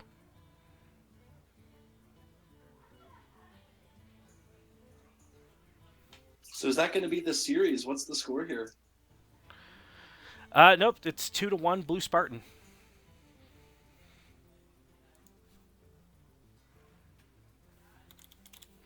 So I guess remember in the one match when we debated on whether or not you kill Antonidas or not. So I guess the reason you kill Antonidas is that is the deck's win condition. You kill it, the deck loses. That's what I was saying. There's so much threat in that it removes the huge but combo it's the only win condition.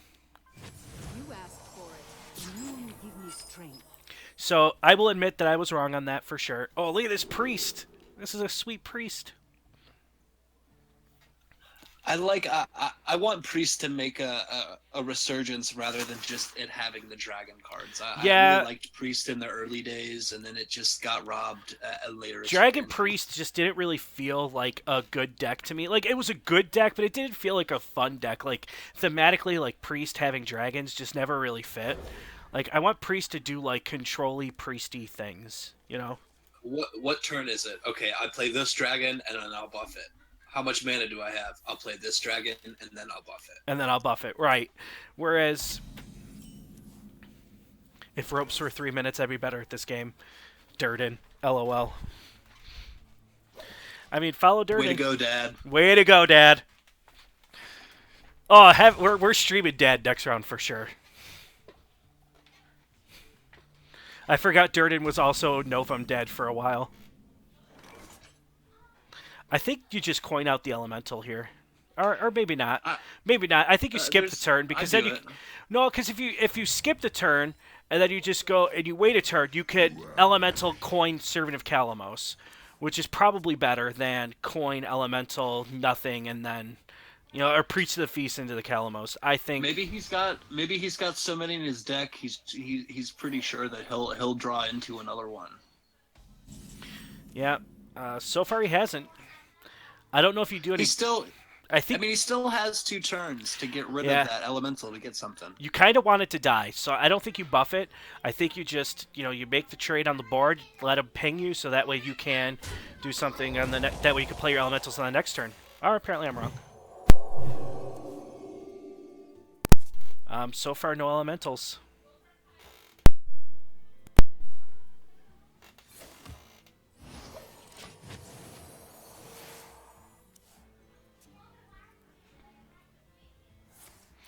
So it feels like I'm watching some OP arena. OP. I think you take the ice block here. Just more blocks, the better. Oh, slime guy, I lost you. Can you hear me? I can hear you now. Cool. Okay. Yeah. I think. just let it die. Yeah, I would have just let it die. I mean, he really wants to stay on the board. He's going to miss the value. Unless he does Power World Shield exactly into Firefly, he's going to miss the value on the 5-drop. I see Spartan's route here. I mean, what was Mage's issue with Dragon Priest? Like, you couldn't get rid of the high health minions, and they just chipped you away. So I guess this is Spartan's line he's taken, is just, let me get as many stats as I can on the board and just try and chip this away.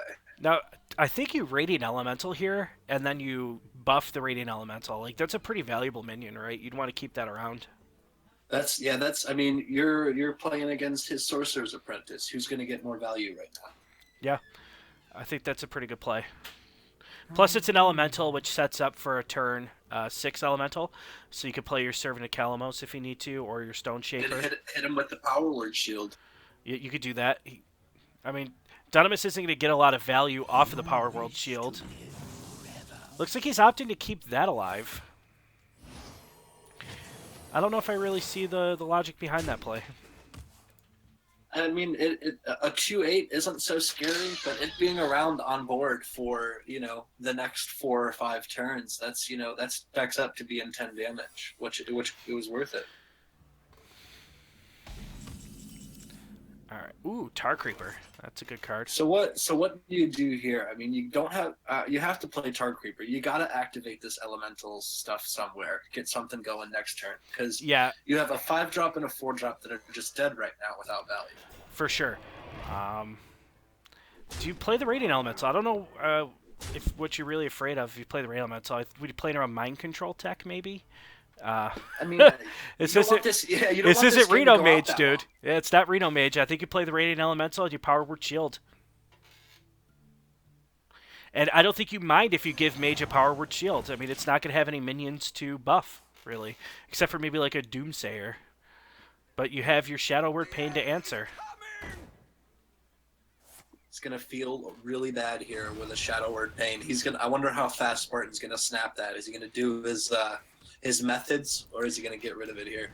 Yeah, I think he's just gonna snap it. And you could still play your Servant of Kalamos. I think you start off with the Kalamos. Just heal up. Yeah, Kalamos, heal up. Yep, I think you play down the Shadow Word Pain. Oh, Lyra's so good here. I think you take the Lyra too. He took that real quick. That was he came to a decision pretty fast on that one. Yep. I think that got punished by Counterspell, but luckily he didn't have one.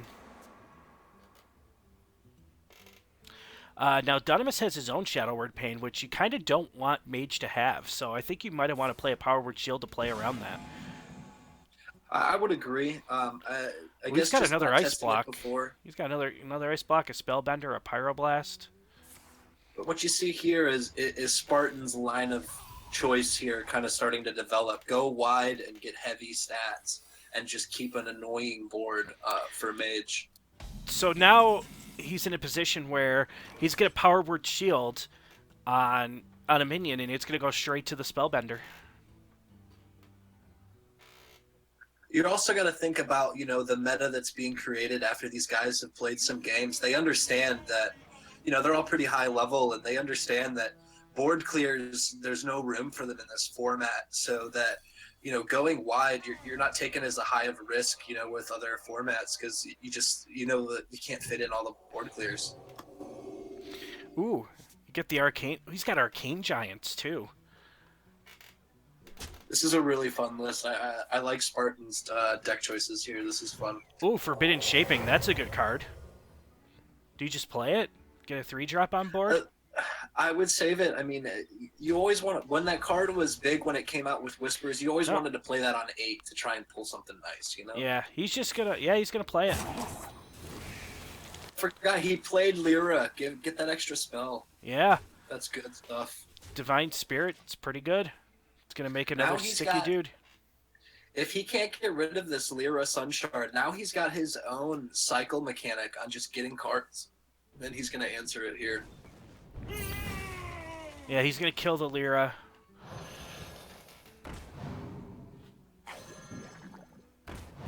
Gluttonous Ooze. Oh, So is Dunamis going to be able to pull off his combo how in many does time he here? have? Getting the Another Pyroblast. Lyra. Getting the Pyroblast hurts, honestly, like, because then that's a whole turn you have to spend to get a tick towards your quest. Oh, he's just gonna put it This up to is 10 health. such a good turn. Another Divine Wow! Spirit. Oh, He's just gonna go up to 20 health. Polymorph. Enter fire, Polymorph please. or RIP. Enter fire, please. Yeah. Oh, Enter fire, please. Jesus. Just one time. Are we watching Priest get broken? The meme card. I think Lyra was like the biggest meme card of the whole set because Mike Donay came out and said, "I think we made this card a little too good." I mean, give something to Priest. Give him something here, you know. They had dragons last season, or and now give him something to play with here.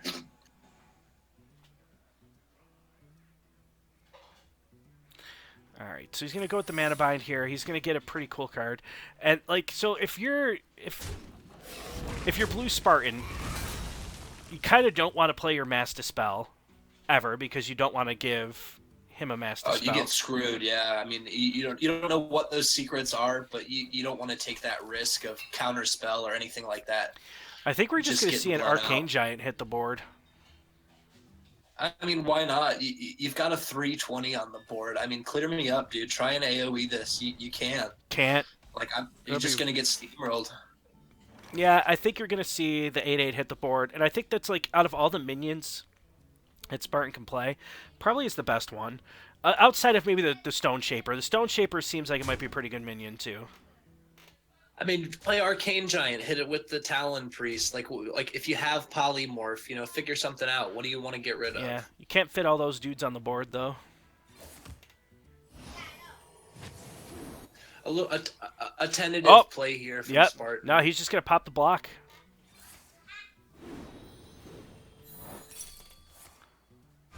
Which, now Dunamis has Holy Fire, which is...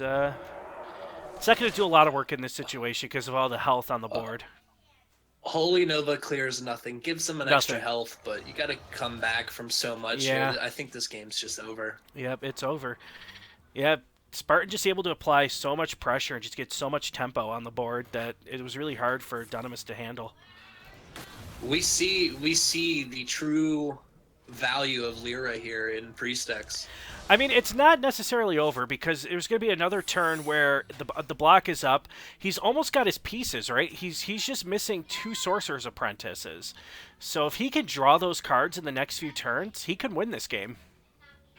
He does have both of the Molten Reflections. Yeah, so he's got that. He's got his Archmage. He's only missing the Sorcerer's Apprentice. That's it. And Holy Nova is 12 decks. Out of 12 cards left in his deck, I mean, he's got a pretty good chance here. What? Oh, no. Yeah, and Spartan just has to pass. I mean, he could heal a minion, which I probably would. Just to draw another card. He's got 11 cards left in his deck. But Dunamis has 12 cards left in deck, so I don't know if he'll be able to find those Sorcerer's Apprentices in time, but he's got a couple things. If he doesn't get it this turn, he can't clear up everything. He only has one turn to make something happen, or this game's over. Apparently, Dragon Priests are a thing in Skyrim, says Cassidy. Well, I don't play Skyrim, so I wouldn't know. I play a man's game. He got a Holy Fire. I like the Elder Scrolls games. Joking. Yeah, he got the Holy Fire, so that was pretty cool. Oh, that's the first time I've seen that art on that Devil Sword. That's really cool. I like that. Yeah.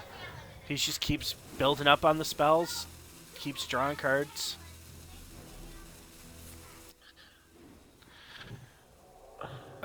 So yeah, I mean, Blue Spartan kind of dug himself out of the woods there. Yeah, Dunamis really needs something. You kind of have to play the Acolyte, ping it, and set up another block. And then just hope your next 2 draws are your Sorcerer's Apprentices.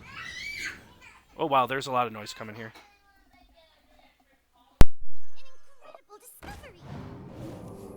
Oh, he's got 2 more turns now with this ice block up. Another one in hand. Yeah, he's getting the turns he needs. And he's also going to, I don't know what healing yourself does there. I kind of liked holding that spell just to keep a cheap spell that you could use to activate your Tony after you drop your Tony. I agree with that as well. I mean, at this point, though, he's got to dig. He's got 9 cards left in his deck. It's looking pretty good for him to get that extra quest turn. He's still got a whole nother turn with Ice Block to turn into a Fireball. There's some stuff that could happen here. This game, we could see it. I think you trade into this. You don't want him to draw 2 cards off of it, so you want to kill the Definitely, definitely. The damage doesn't matter here. He's at 1. You just stop the cards. Is that a Purify? Was that there, or did he get that off of Lyra? He got that off Lyra. Okay. Ooh, he's just going to deny it altogether. He's got a Shadow Word Horror. Well played. Wow, really good. Good turn. Good heads up play. I think there he just from played Spartan. this Forbidden Shaping. Get another dude on the board. Why not? 6 mana, nothing bad can really happen. You got to get rid of a card. 6 I mean, mana, nothing 1/1. else seems... What is in Moon's will? Unless you're going to do Priest of the Feast. Or a Cabal, yeah.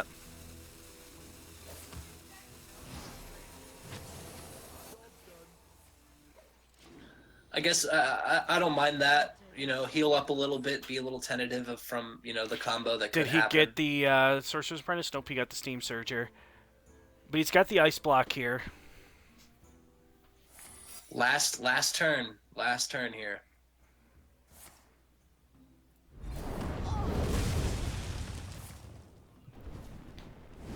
I think if you're Spartan, you just heal, drop a bunch of minions, hit him in the face, pass the turn.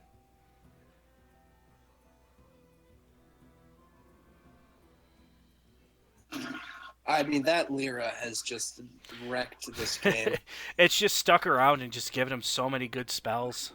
And need we not forget, this is the second Lyra that has been put in play. Oh, jeez. Mind Vision. Give me a Mind Vision. What do you get? Oh, Mind Blast. That's gets good. the extra turn. Oh, yeah. So good. But he didn't have enough mana to play it. I would play that next turn just to show your opponent. Say, hey, man, check Yeah, out what Mind Vision gave This me. game's over. If you're Dunamis, I think you just concede. He's going to Time Warp. I don't know what it'll do for him.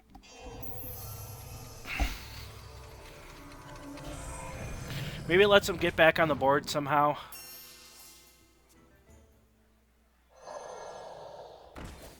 That's unfortunate. Another ice block. I can't get it either.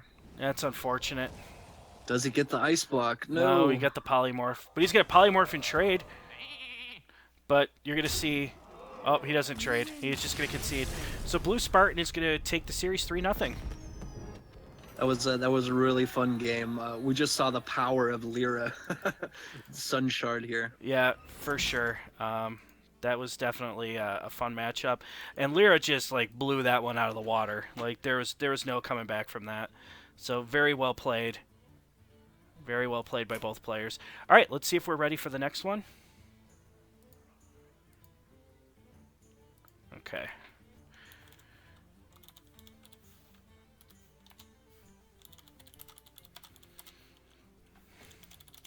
All Who's right. our next guys?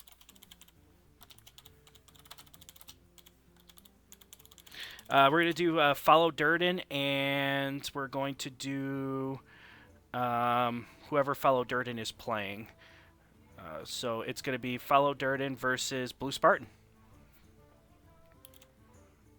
Both these guys are already on my list. That's an easy, easy cue Slim for me. says, I wanted to talk to someone about the experience, so I Slim should come on and do it. He said it was a bad experience. Yep. 1 second. 1 sec. All right, let me just get this stream ready. So we're gonna do Blue Spartan on the bottom again. So bottom score 0. Let's get this ready.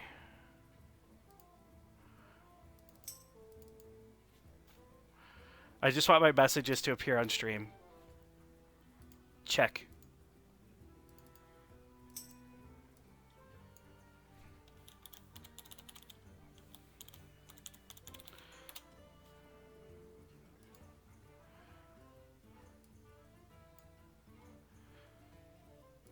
All right.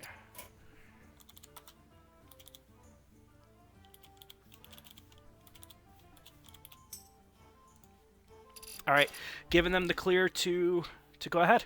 So we're gonna have Blue Spartan versus Dad. Follow Durden. The dad face off. Yeah, they're both. Spartan is like, I think he has more kids than me. To be honest. This may be true. Spartan Slips. is a local here to me, and I've spent a lot of time practicing out here with Spartan, and he's got his hands full there for sure. All right, we're just gonna wait for these players to queue up, but I mean, so far this has just been an amazing tournament, and I love a lot of what's going on here. What do we got? I'm having a blast, casting this and seeing all these decks that our THL comrades here have come up with, in a day's notice after the set come out. Also, big shout out to Mange. Thanks so I can't thank Mange enough for how helpful he's been through this whole experience. I mean, he's handling the bracket for me. He helped me set up the rules. He helped me set up the Battlefy. So I can't thank that guy enough. Thanks again. Round of applause for Mange. Yeah, absolutely. Can we get some Kappas in the chat? Just a good dude, Mange. What is going on here in chat? I don't even want to know. Tijuana arguments. Okay. Let's see. I'm just waiting for them to challenge each other. They're hanging out in the main menu. Waiting on you guys.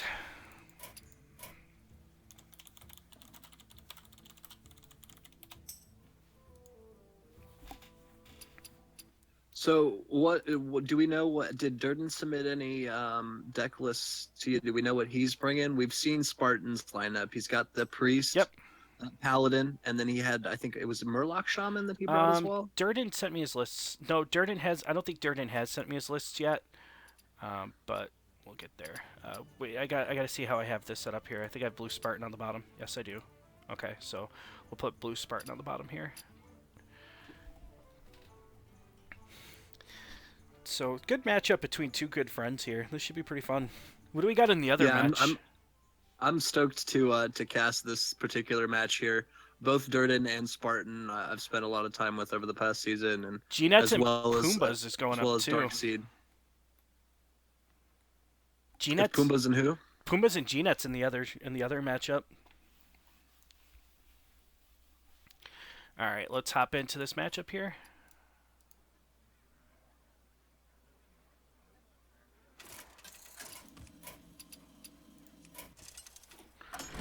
All right, let's see what we got going on here.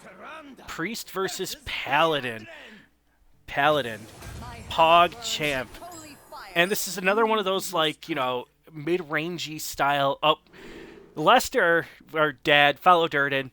Sometimes it's hard to call him by his battle tag name. Has been, talking up hand buff Paladin for, the last 2 weeks. Definitely. I'm excited this matchup. Expect some rope burners here for sure. Yeah, they're both pretty methodical players. But it looks like he's also going with the elemental build, which I don't know if you could really go wrong if you have a format that says you have to have 15 Ongoro cards to just say hey, here are the elementals. Almost an auto include there for sure. Oh, look, he's got the 3-mana Death Rattle becomes a 5/5 Devil Sword. That's definitely good with all the buffs. Given that even just one attack being able to trade into something is so good to give you a 5/5. That's pretty It good. looks like he's curving out pretty well here as well. I mean, he's got a turn 3 coming. It looks good. I think you skip it, though, because he's got to buff it. And Paladin does the hand buffing. It doesn't do any buffs on the board. Oh, he's got the Blessing of Kings or Might or whatever it is, but I'm not sure if he's running it. But yeah, you just draw. I think you just play the Tar Elemental, the Tar Creeper. Yeah, just slap Tar Creeper here. It trades out that what he just played. Yep. You know, keeps your Just gonna put minions some safe. pressure on the board. The Tar Creeper putting it up with Talk to the Hand. Yep, you're gonna have a Tar Creeper followed by a Tar Creeper. I think you just play the Tar Creeper. Is this the MVP card so far? We've seen this card do so much work in this tournament today. I really like this new mechanic, as I said before. It's really hard to fight through. I mean, offensively, it does nothing for you. It's just a 1-man. It's just a 1/5. But a 3-mana 3/5 to just try to fight through it with early board minions is really difficult. Like, you're gonna see Spartan just hit into it for 2, and there's really not much else he can do. I mean, it loses to any 1 and 2 drop right now. I mean, even with the 3 attack. Here it comes, Smuggler's Run, and he's gonna drop. Oh, he's gonna drop the. Now he's gonna drop the egg. The egg's coming out there for it sure. is. Yep. Show him. Especially with the Tar Elemental on the board, 'cause that's a guaranteed pop.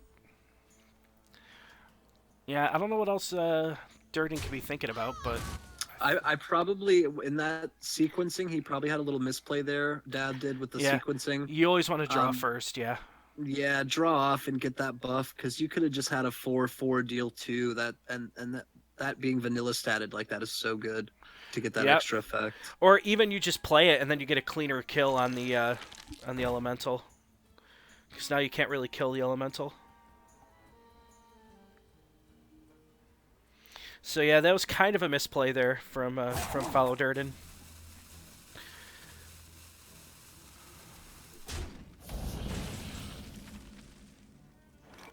So what are you going for with that trade there? I mean, he's got to trade in regardless to your 3/3 for anything. Yeah, I'm not really sure what you do by trading in the 1/2 into it. Maybe you just soften it up for the next turn. But he's got to get past your 3/3 first, regardless. So it's a value trade on either side. I kind of wished he would have saved that. Yeah, I don't really see much benefit in that. But hey, playing on stream could be stressful, so we'll give him the benefit of the doubt. I've certainly had my misplays playing on stream. Oh, definitely, as have I. The infamous 6/6 Edwin on Salty Saturday. Don't recall. Let's see. So 5 mana here for Lester Durden. I think you could just play your hand buff, the Paladin buff. This card right here, the Grindstream Enforcer. It's just a 5 mana 5/5. It buffs your Sunwalker for turn 6. It buffs your 1-drop, buffs your Aldor. But then you give Blue Spartan a decent read that you got a bunch of minions in your hand.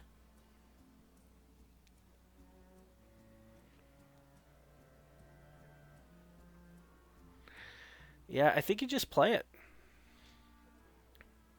Should I? You gotta pay up. And here come the buffs. Now he's debating on whether or not he wants to poke this at all, and it's a tough one. I'd give it a poke with the egg. I would poke it with the egg Definitely. too. Yeah, it makes your egg a little easier to pop. Yeah, and that's gonna be a nice Sunwalker coming down for sure.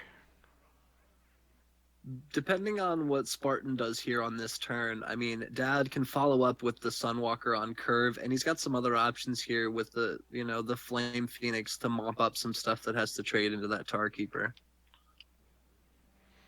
What Yeah. is in How mad Ryan's do you way? think Dad's gonna be that we're calling him Dad on stream? I don't know. We'll have to ask Dad later.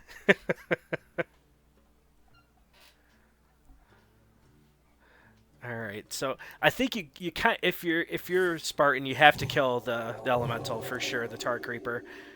That Tar Creeper is probably the most annoying one we've seen. Oh yeah, the just the health count on that is insane. so much health. And he's gonna follow it up with a Circle of Healing too, probably. It's a 110 right now. As far as its statted go, it being a 1/6 damaged. I think you could follow up with the Circle of Healing here, and then just there's no way Follow Durden just fights through all this. You could play the Stone You Shaper. want to do it. to play Circle of Healing here. Get your minions back up and deny him that Devil Sore. Ooh, he's not going to take it. I don't know if I agree. Because now he's got a clean Devil Sore plus a value bump. And then if you're Durden, you could just drop the Sunwalker. 6/7 Divine Shield. Taunt. It's pretty good.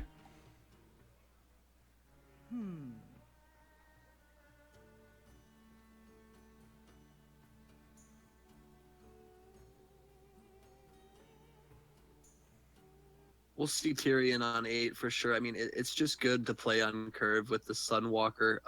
I mean, that stone shaper is kind of some problems. Would you trade that egg in with it, or just get rid of that Tar Creeper? No, yeah, you're getting rid of the Tar Creeper. It's got too much health. It can become a problem. And like this board is pretty nice too. And he just gets another buff on the Tyrion too. That's gonna be pretty so sick. Good. And Blue Spartan doesn't have any answers. He doesn't have his Shadow Words. He's got the Circle of Healing, but that's not really going to help him much out of this jam.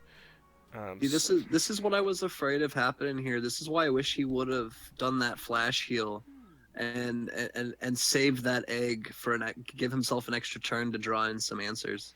Yeah, absolutely. And I think that you kind of want to play an Elemental this turn because you want to set up your Elemental for next turn on the Servant of Kalamos. And Tar Creeper's a pretty good one. He's just going to go wide with the Firefly. I mean, you don't expect an AoE here. I don't see the problem, but there's just so much stats on the board for him. You have to get to that 5/2. You have to get rid of it. It's going to become a problem very soon. And now you can't really afford to do. I mean, you could heal your face here, I guess. I just lagged out here. All right, he's just going to heal his face. You can still hear me, right? Yes, I can hear you. You're fine. Okay, cool.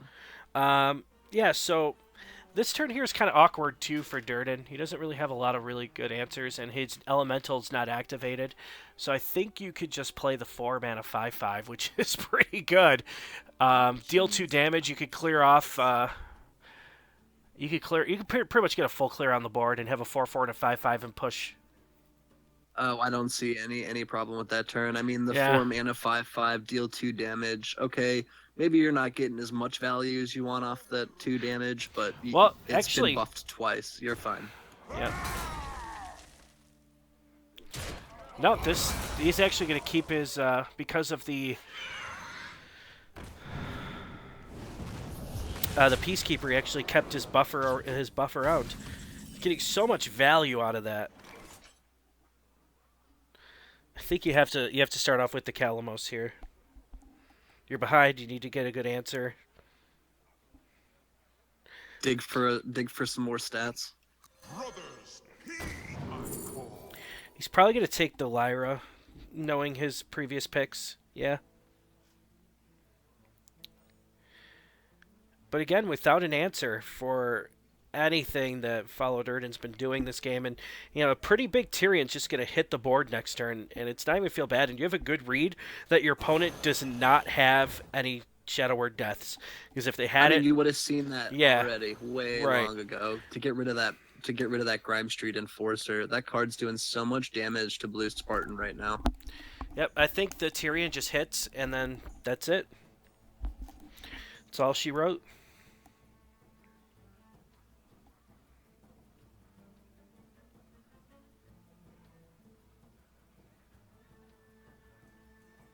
Should I?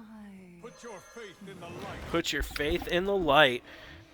The best possible status. I think you just leave those 1/2s and you push face with everything else. Yep.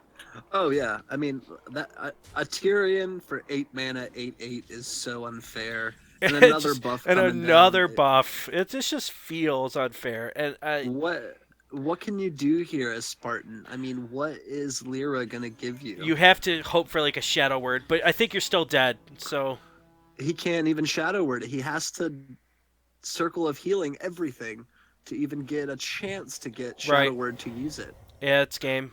That's a concede. I mean, you're looking at 5, 10, 15, 20, yeah, way too 28 much. On board. I mean, you can't he's even gonna I don't see how killing one of your own dudes helps. Like, what do you hope to draw? I think he's just getting XP right now. Getting XP. Oh, wow, he got... To embrace the shadows. It is finished. You win. All right, so Durden's going to take it. He's going to go up 1-0 here on Spartan. Yeah, he just got way too much value out of the buff. The buff stuck around, and it just kept doing work. I think that shows the strength of what Hand Buff Paladin can do. If you get that card on curve without an answer, it can snowball out of control. Yeah. And then all of Paladin's cards that are, fairly statted that you can deal with are just now out of your range. Yeah, it did work for sure. And that's a good read by Lester by thinking that decks will be ill-equipped to deal with specific threats in this particular meta. Moon give me strength. Ooh, we got an Elemental Shaman from Durden, and Spartan sticking on the priest. Spartan, I know he's a really big priest player, and I think after that having happened to him on that first game, I think he wants to stick with it and get his priest win. I know that's what he's thinking here. Is he a priest main? Yeah, I would say he had a lot of fun with Dragon Priest when that came out. I did a lot of work with him on that, and I think he's gonna stick around with it here. Interesting here that Dad's got the Jade Claws in this Elemental package here. Do you think he's running more of these Jade cards? Probably. I mean, Jade Claws is just a good card. Even if you're only running like Jade Claws, Jade Lightning, you still get a Jade Lightning that could summon a 4/4 and really swing the board. So I think you're still going to see that in pretty much all of the Shaman packages. I mean, it's a really easy package. It's just 2 Claws, 2 Lightnings, and maybe an Aya, and you get a ton of value out of it. So we see these 2 Claws, this Tar Creeper, this Flame Tongue. Like, do you think this is more of like a faster Elemental Shaman than what we've seen? Maybe a little quicker start? Yeah, he's definitely got a lot of early game in it, but I think he's going to have a lot of late game too. Durden really likes his greedy lists. He's a big fan of greed. So I think he'll have, his late 7-8 drops in there. He might even have 4-7 drops. Knowing Dad, he probably has the Stone Sentinels and the Blaze Callers. Yeah. This looks like a really good turn to squeeze that Jade Claw Flame Tongue. I think you just hex that Tar Creeper. I mean, you kind of have to. I think you just hex it, drop your 1-drop, have an Elemental, and play for next turn. Get your Firefly out. Do you trade? You get rid of that 1/2 Firefly just for good measure? I think you do. Your Old English Elemental. Yes. Old English Elemental for sure. I think you do. Yeah, it's a good play. And that Tar Elemental, the Tar Creeper, is really annoying to deal with. I would paint it. I know I think you paint it. And This then you is play a your good Elemental. play. Yeah. He saw the right line here. That card is just gonna. It's annoying. Axe away. Yeah, you gotta snip that now. Yeah, Kalamos is a card here for sure that can be played. Good. So pickup. I think you have to, if you're Durden, you have to kill your own Elemental here, so you could play have an Elemental in hand. Well, he's got the 1-drop there, so maybe he doesn't have to. So maybe he just like Jade Claws, Flame Tongues. I like Jade Claw Flame Tongue. I mean, you're not really taking away too much. You might be able to get away, with the Flame Tongue, Flame Elemental, and then just drop a Jade Claws in, get some more stats. But it doesn't really trade with anything too efficiently on the board. The 3 health is kind of annoying right now. It's really annoying. Let's see here. I think you have to play one of those elementals for sure. You kind of want to make sure that if you top deck an elemental, you have value with it. Oh, so I see no Flame Tongue this turn. I guess, which I like. But I mean, what are you scared of? You saw the Shadow Word Pain already. You get the 3 on the board to start answering with stuff coming into the late game here. Yeah, this Stone Shaper's gonna be pretty good. Yeah, you can have a pretty decent read that there's no Hex. Divine Shield and Taunt, really hard to fight through with these pretty wimpy minions you got on the board. He still gets to play Flame Tongue this turn. I But, would have played the Radiant Elemental there. I don't see any reason why you wouldn't. you got it behind the Stone Shaper. And it's not going anywhere. Yeah, you floated a mana. So you float a mana. I mean, that could have been used to spend on the Radiant Elemental. So this Shadow Word Pain pickup for Spartan is going to answer one of these Flame Tongues if we see it come down. But that top deck one is going to do some damage later here. Yeah, but how do you deal with this board if you're Durden? You got the Divine. You got to break the Divine Shield somehow. I mean, you're just gonna eat some face damage. I think you're gonna equip the other Jade Claws for sure. So you got to squeeze in an Elemental this turn regardless. But you he's can't just gonna play go Blaze Caller on curve. He's just gonna go double Flame Tongue.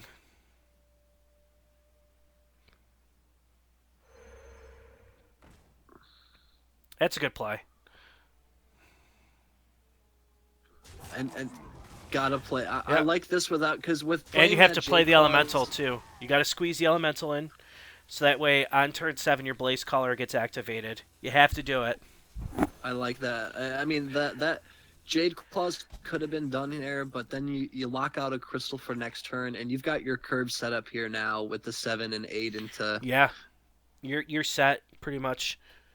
into Calamos, so it looks good here for Dad. I don't know. Spartan's hand looks pretty weak right now. I mean, you've got the Radiant Elemental, but what's that do? It just debuffs things you don't, or takes away a mana cost for cards that you already have. You don't need discounted here. Sure. I think we're finally going to see the Radiant Elemental come out. I think you're going to see a Shadow Word on one of these totems for sure. You have to clear that Flame Tongue. Yeah. It denies some of the value here. And I think you do Power Word because you know Calamos is coming in a turn. Well, now, why would you do that here on the Old English Elemental and not Radiant? Wouldn't you want to kind of protect that for another turn? I would want to keep the Radiant Elemental around. Absolutely. I think the Igneous Elemental having the Death Rattle on it, you kind of want it to die. I don't see the benefit in keeping it around because you want to be able to play Elementals. We see what he did last turn, though, or last game against that mage, where he just that 2 attack minion stayed around for so long, and being such a nuisance kind of ended up having him steal that game. Yeah, it's a little bit of a different game plan, though. I don't know. I think you kind of have to. I think you have to play an elemental here. You can't afford not to.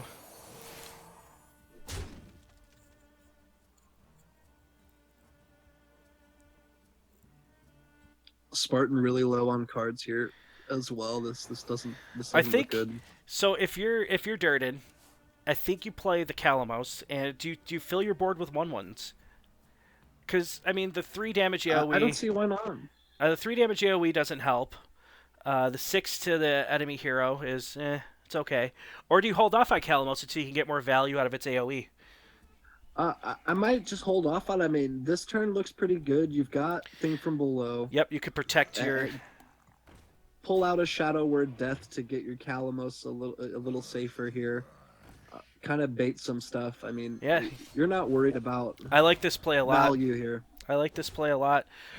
You build up a board. You go pretty wide. There's not really much that Spartan can do to answer it. He could die. He doesn't have the death. He could play a 7. He could play an 8/8.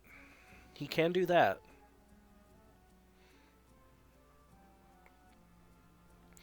But the only thing is now is Calamos is not activated for this turn, so he's pretty safe from the AoE.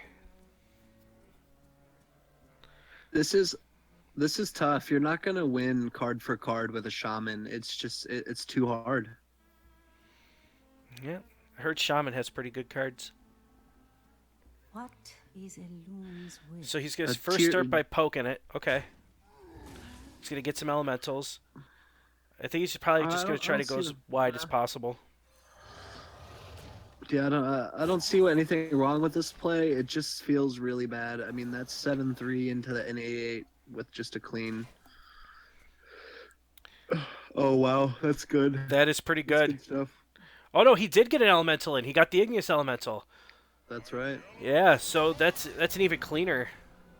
I think Yeah. I would just go. I take the I AoE. don't know. I think you take the AoE. Yeah. Because if you take the That, AoE, you could just push the damage right into it. You take 3, and then you can hit it with the igneous elemental, hit it with your face, and then push some damage.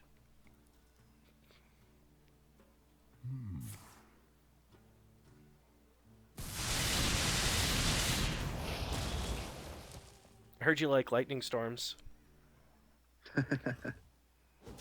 Yep. I like this play. And then now this is good. you're pushing real damage here. Yeah. Now Spartan's on a clock here. The dance is over, and Durden just has so much stuff on Yeah, board. but I mean, that, you have the Blaze Caller here, but there's just like so many targets. Like, yeah, you could take out the 7/3, but then you're still leaving up the Flame Tongue Totem. You could take out the Flame Tongue Totem, but you're still leaving up a 5/3. With 3 cards in hand, you're not going to get a minion to stick to get Northshire value. I think if you don't come up with any kind of draw mechanic right now, this game, you're slowly going to get choked out of this game. But if you look at Durden's hand, I mean, it's kind of dead. It's just a bunch of elementals. Not really a lot to do. He's got the Hot Spring Guardian and a bunch of 1/2s, so... If Spartan, how many Shadow Word Pains have we seen? 0, right? 1, I think. If he can get another one out here and clear this up, He's really holding on to that look pretty- Cleric. This is a pretty rough matchup, though. Yeah, he's holding on to the Cleric. Oh, that's a good card. Yeah. that's gonna clean up that Blaze Caller easy. Yeah, This feels bad, man. that's a pretty good card. The OG Elemental coming out to play. Yep. Hot Spring Guardian, I think you heal up the Flame Tongue Totem, or unless you can heal your face. No need to. Priest can't push damage. They have the Holy Nova. You keep it out of Holy Nova range. Yeah.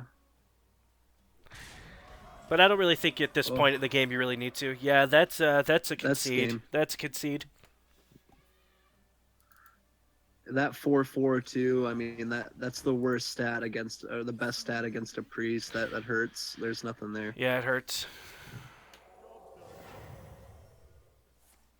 Yeah, that's just a concede. I mean, what could Spartan possibly draw that would change this board state right now? And there's nothing. I mean, Dirty is going to be one off of Light- lethal. So, I mean, Once upon a time, Light Bomb. yeah.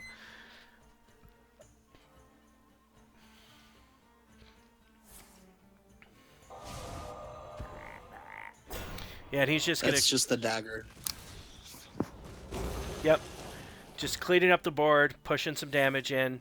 I think if you're Spartan here, you just concede. A heads up play there from Durden, though, just keeping that elemental around for a Oh! trigger just in case. I mean, it's still over, but that's a pretty cool draw. That would have been a lot cooler about 2 turns ago. Yeah, for sure. It is finished. Yeah, there's nothing you could do about that. So Durden takes this series, it's 2-0 right now. Yeah, 2-0. Come on, Blue. You're my boy, Blue. I- Kind of unbiased on this matchup, though. Both good friends of mine here. Yeah. I think what it comes down to, though, is you just never beat your dad.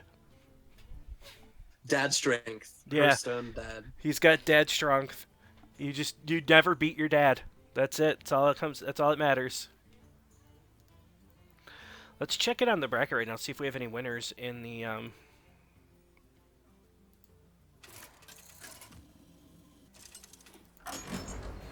All right, so I'm excited to see this warrior. If he brought this control warrior, what Dad's gonna do. I've done a lot of work with CW here with Dad, and had a lot of fun doing it. And I think this is gonna be a fun classic matchup: Paladin warrior. See who gets a better pull. Yeah. What do we got here?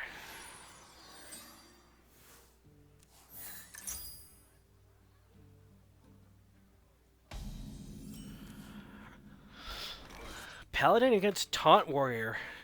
That's gonna be an interesting That matchup. grimy, Grimy Gadgeteer is a good card. Grimy It's a weird Gadgeteer. card to see. Yeah. I mean, it's going to be good with all the taunts you have. Here comes the Primordial Drake.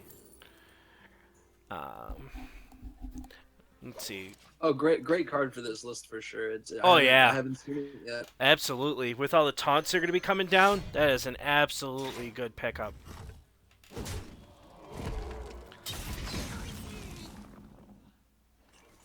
Dad's hand's looking a little thin right now. He's got to have a good draw next turn. I mean, just a taunt up and pass or hero power pass isn't the greatest. There you go. Something on curve. Okay. I mean, I think Steward of Darkshire probably... I mean, either way, anything you drop just dies to this War Axe. So do you just, like, play it to just soak up the War Axe? You have to bait that charge out in the early game, but it's going to feel bad when he re-equips a new one, yeah. Fiery Wind Axe in the building. Yeah. Reporting for duty.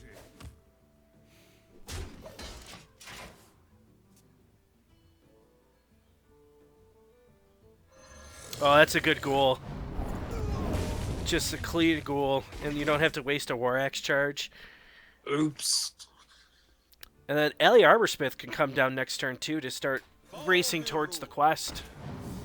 Yeah, I see why Spartan played that Peacekeeper, but knowing this deck, I would want to save that. This Hive Queen feels really bad. I mean, if I were Durden, I wouldn't kill it. I would just let it hang around, like, just making your dudes... Oh, yeah. That feels really bad. Rob him of value right here. I mean, there's no need. He's got to trade into it over 2 turns. Yeah, that feels really bad. Back. I don't know why you play that, honestly. Like, that feels like a really good card to play, like, turn 1 against, like, a Pirate Warrior or something, but... Oh, of course. If you don't have it on turn 1, though, just leave it in your hand, man. Don't... If you got it buffed up, why not? But, you know, 1 mana with some extra stats on it, so good, but and you can't just playing it on that turn. You can't kill it here. You got to spend 5 mana on a Peacekeeper or a Steward of Darkshire. It just feels really bad. Do you even want to do that? Because then it's going to take you even more turns to trade into the Alley Smith, the Armor Smith.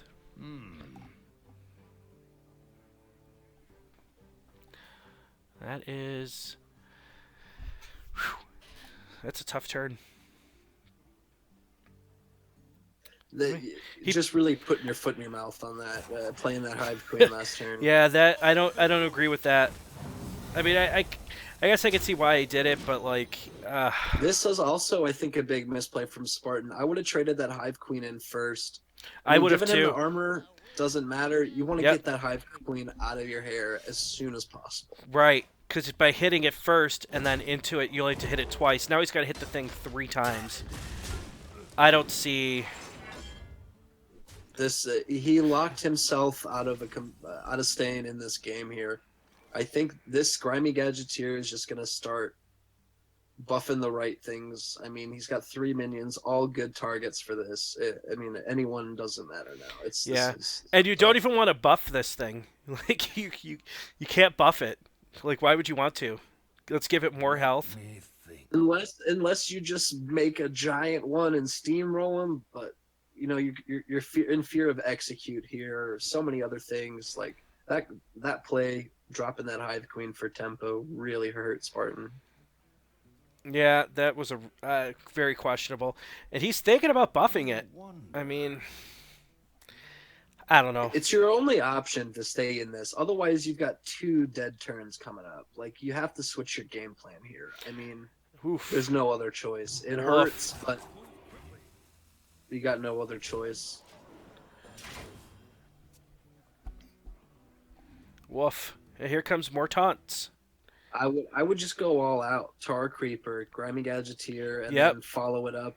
I mean, you follow it up with Primordial Drake regardless. I mean, you're outpacing him. Yeah, you're just like... You're just going to out-tempo with these taunts, and there's nothing that can happen. I mean, the Grimy Gadgeteer is guaranteed to hit a good target if you play it with the Tar Creeper. Of course. Of course. You got no bad target. No bad target. Drake. Yep. Unless they hit, like, if they hit the same one, perfect. If they hit both ones, perfect. There's not a bad outcome here. Double Grammy Gadgeteer. That is a card I did not expect to see in these lists.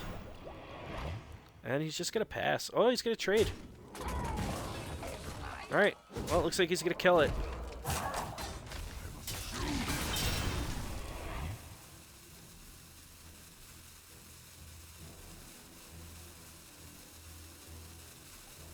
Yep. I guess you're just so far ahead now. It doesn't really matter if you kill that card. How many more taunts does he have to play? He's got 5 taunts left on his quest. Yeah, I don't think you trade in. Oh, look, it hit the Primordial Drake. Who would have thunk it? Consecrate doesn't really do a whole lot for you here. It does nada. I mean, it mops up 2 minions, but you still got a 1/5 to deal with essentially, and a 6/5. Yeah. And he's probably going to play this Primordial Drake, the lesser buffed one, this turn anyways. Yeah, I so think those cards are going to die. I would like to see Repenitance come down here. I would really like to see Repenitance come down here. That would save him big time with the going into turn 8. I think that's a heads-up play if he does do that here. Ooh, what does he got? Summon 2 plants, maybe? Or Wind Fury, I guess? I don't know. None of these really seem like great options. I might have gone Wind Fury on there to clean up the 2... Oh, no, you can't. The other taunts in the way. Yep. Yep, he's not going to get it, and that's going to feel pretty bad. Because now this Drake is just going to come in and clean up. I mean, he's going to have the 1 Stegodon left. You still get your Grimy Gadgeteer to hang out, give you another buff on the next Drake. I mean, what you could do is you could trade the Gadgeteer in, and then you could play the Primordial Drake, so that way you could just execute the Stegodon the next turn. I think that's what he's thinking about doing. What now?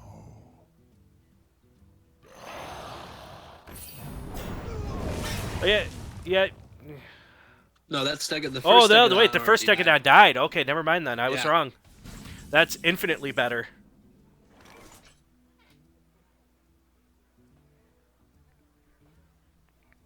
died. 6/10, man. That feels bad.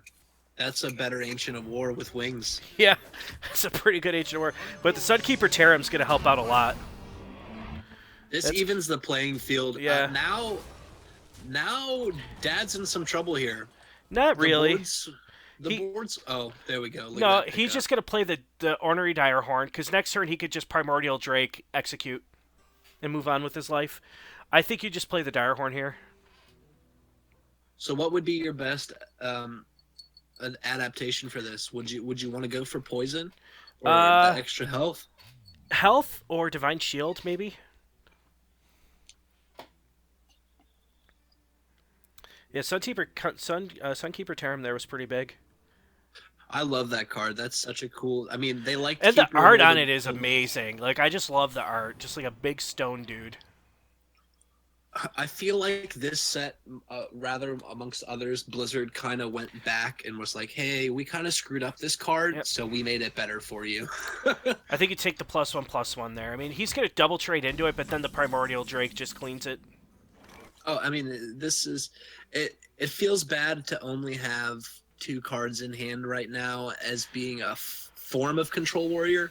Yep. And so behind on cards, but it's looking like he's going to draw into some good stuff coming, and it's just going to be tough for him to deal with. Tyrion's probably going to hit the board, and I think you followed up with Yeah. the Secret. I mean, that's a pretty strong play if you can do it. Yep, here comes the Secret. Not really much that Dirty can do about it. And put your faith in the light. Can I get an amen? Yeah, I mean, the Primordial Drake's still good here. It's still good. I mean, it's going to be reduced I to 1 still play health, it. but he's got to deal with it somehow, right? So It's gonna hurt. It's gonna hurt to get repented, but you get rid of the Divine Shield, and he's got to trade it. He's got no way to clear this right now. Yeah.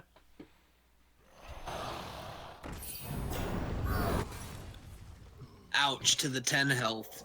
Yeah. No matter. Yeah, that feels bad. That feels really bad. But he's only got... How many more taunts does he have left to play? 2 more taunts. He's holding one in hand. Ooh, here's a Vine Cleaver. Look at that. That could give him Fun card. I was really stoked about that card. That's huge. Because now he could keep his Tyrion around. He's going to get some Oh, look at that shielded value. 1/1s that he can then... Oh, he already played his card that lets him adapt. And that he could maybe pick up the card that lets him adapt. So that's huge. I think he was I remember from the last match series that Spartan had 2 of those Stegodons. So if he can squeeze off this Stand Against Darkness and get all these adapted, Brawl is the only thing that's going to solve this board. Yeah, but do you think Durden has the Brawl? We've already seen the I Gadgeteers. haven't seen it yet. We've seen He had to have cut something. Yeah, we've seen the Gadgeteers, so does he have room for the Brawl?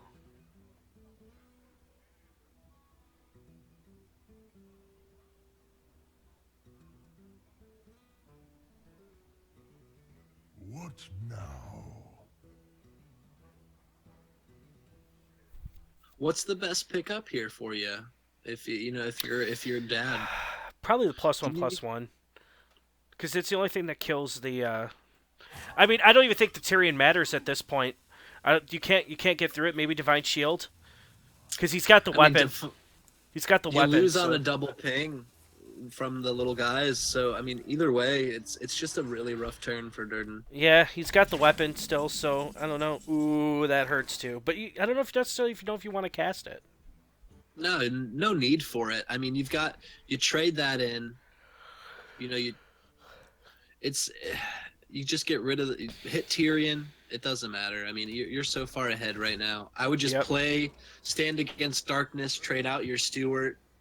Oh, you don't even need to play it. You get 2 more. No, yeah, he gets 2 more. Synergy.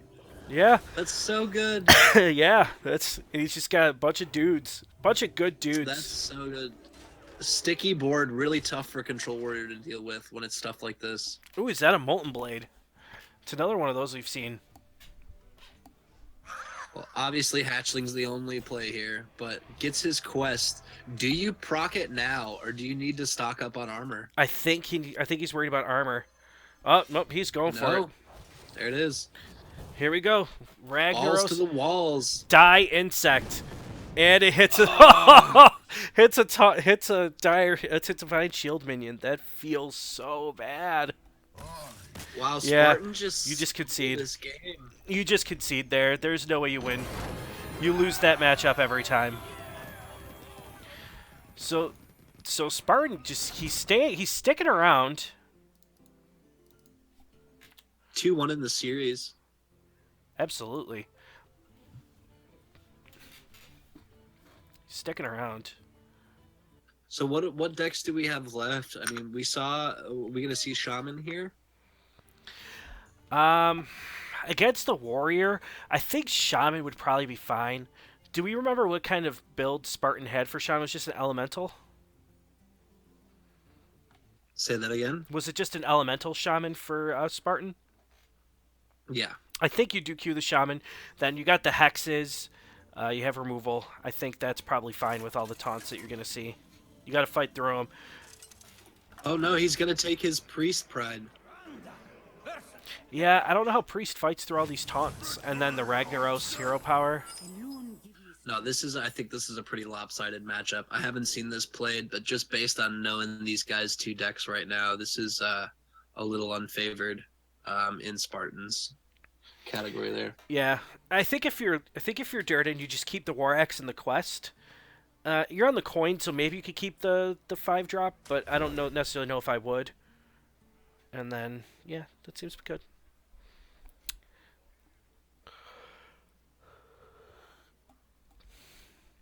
No, he's getting back a cleric, so he's got a pretty good 1-drop there. Oh, looks like he just kept his whole hand. Job's done.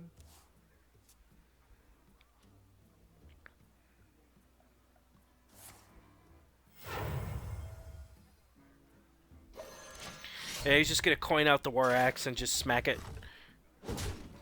I mean, Warrior's one of those builds where you don't have to play your quest right away. You can skip your quest on your first turn and do something else because you probably don't have a taunt minion to play. Turn 2.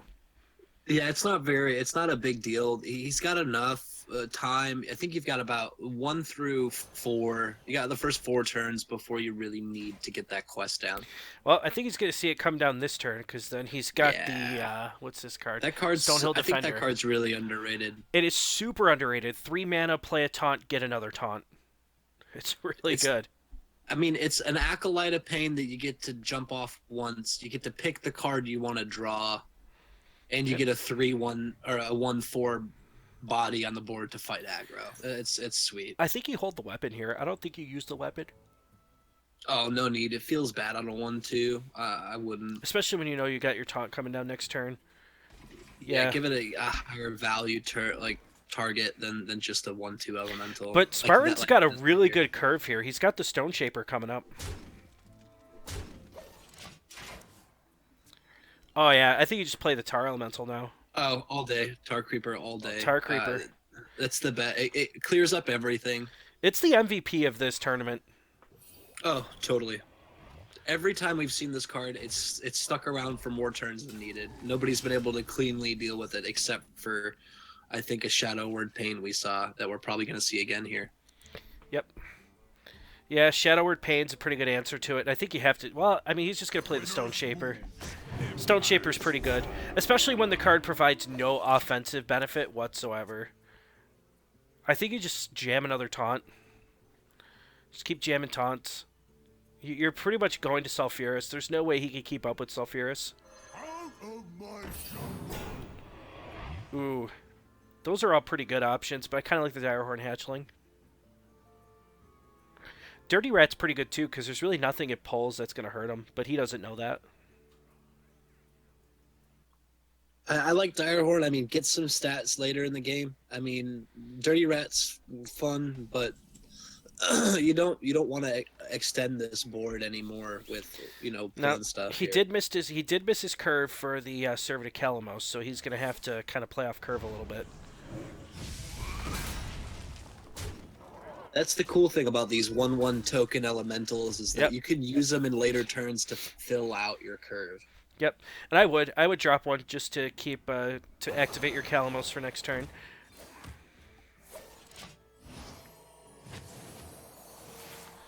I think we're just going to see a Direhorn Hatchling. Oh, is that a King Mosh? Yeah, Master Mosh in the building. That's a King Mosh. It's going to go hard That in the is pit. An awesome card. I like that. No one's safe. Crowd kills all around. That's right. Oh, what are we going to do here? Yeah, I think... Another Lyra. But, like, 8 into 9 is just insane for Durden. The whole board is just gone.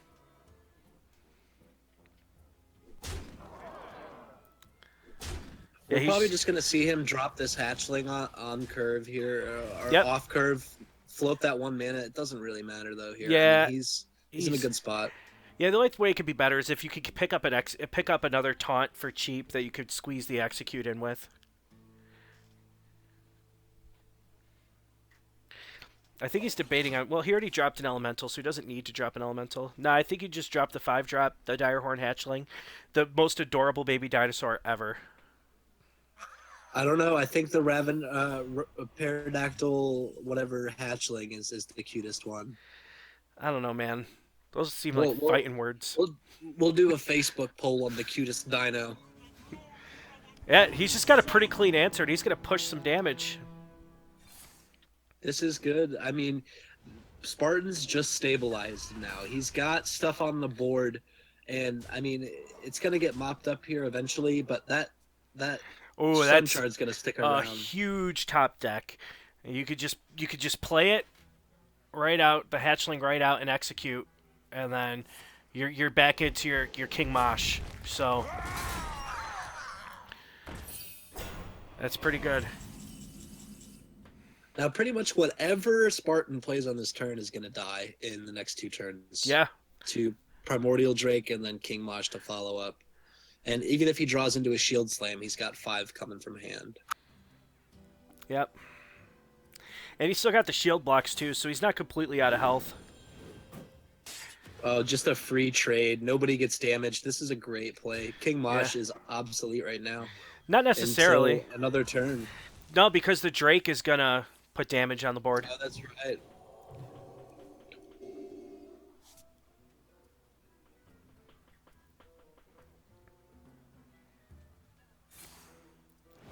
He's just fishing. What is he picking up I here? mean, you got him so low. That's good. I mean, you saw the execute, so Yep. you can go all out with this. 4 attack minions are hard for Priest to deal with too, so I mean this Primordial Drake's gonna do a bit of work. And what's this? Explore Ungaro. What? Yay! Why would you do that? I think he's just like, you know what, I need the 15 cards. Let's just put it. Don't do it. Don't do it. Why would you do it? Like, he's thinking about it. He wants the memes. But you're so close to winning. I think you just, you just take your win. Or you're really close. Oh, that hurts. That kills all King Mosh value.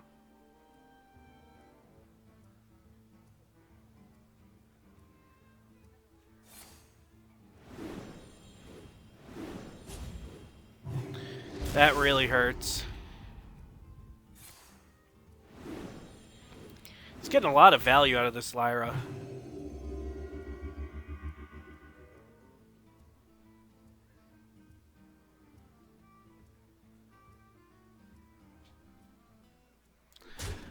Alright, he's just going to trade the board in. Now he's going to get some King Mosh value. Oh, there it is. Yeah, the 2 damaged minions. I want to see that. I want to see him get rid of that Sun Shard. That's just going to be the end of him. Oh, Spartan's going offensive now. I like that. I like that play. Put him on a clock. He's done too much right now in trying to fight back for this board in this game after he stabilized. Like, switch the table here. Do you play the King Mosh, or do you draw some cards with the shield block? I think you... because then you can start draw shield cards. slamming. Yeah, I think You have to draw the cards. He's highlighting the Ungaro. He might want to go explore Ungaro. I think I would do one shield block at minimum just to get the armor first before I did this. Oh, he's going to explore Ungaro. Oh no, it only does the cards in your deck. Okay, cool. You get to keep your hand. That's good. Oh, what? This is so wild. I've never seen this. Why card would we played do yet. this? Oh, jeez. Oh, stolen goods. He's going to play Protect the King and just complete his quest. Oh, no, it's It has play, to be. not summon. Never mind. Yeah. Womp womp.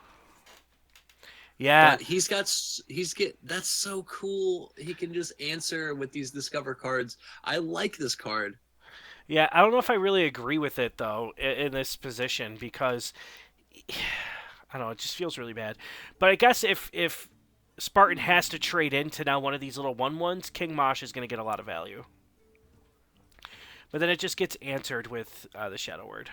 So, I don't know. I think he just realizes that he's running out of stuff and he needs stuff.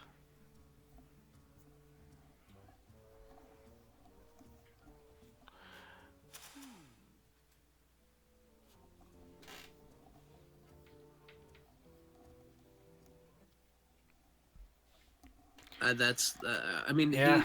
he's getting infinite value off this Sun Shard. Like, I think this turn he's got to get rid of it, or it's gonna lose him the game. Yeah, it's going to be tough to do, though, because he's not going to have any my armor left God. to deal with it. Power Word Tentacles on it. Yeah, that's just nasty. That's so good. That's a concede if I've ever seen one. Well, let's see what he gets off of his Explore Ungaro. I mean, Brawl, he's still in it. I'm going to have words for Dad after this one. Explore Ungaro. Hey, I'm all for it, man.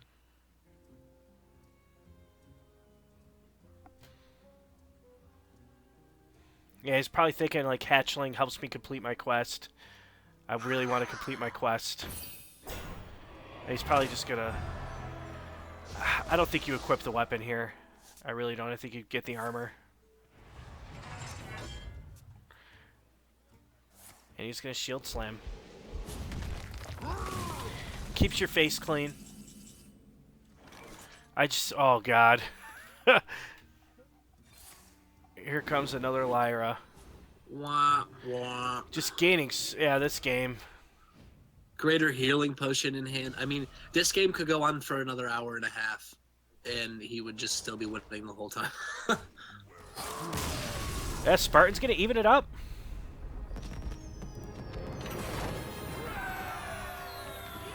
With the priest. This is a good series. Two teammates duking it out here from THL.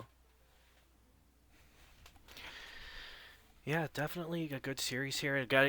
Durden took an early 2-0 lead. Give it up to Spartan for having the mental capacity to just gather his thoughts and to battle back against a deck that we thought would just kind of dominate the two decks that he brought. Now, Tremble before the might of the follow Durden. There goes the way to memeing my way to a W.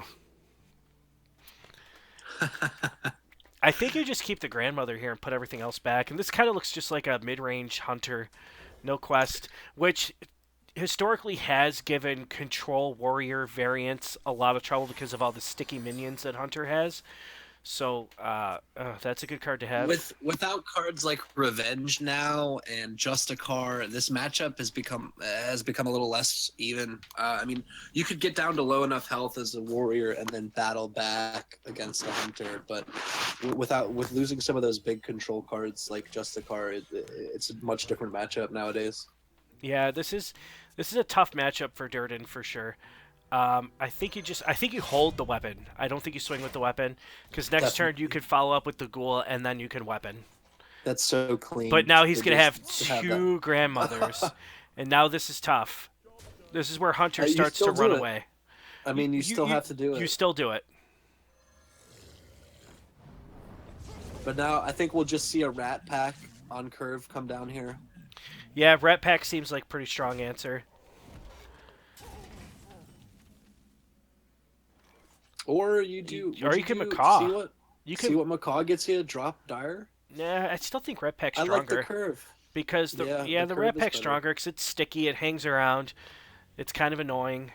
You already saw a Ravaging Ghoul, so you're not worried about getting those 1/1s, cleared off as easy as they would have been. Yeah, I agree.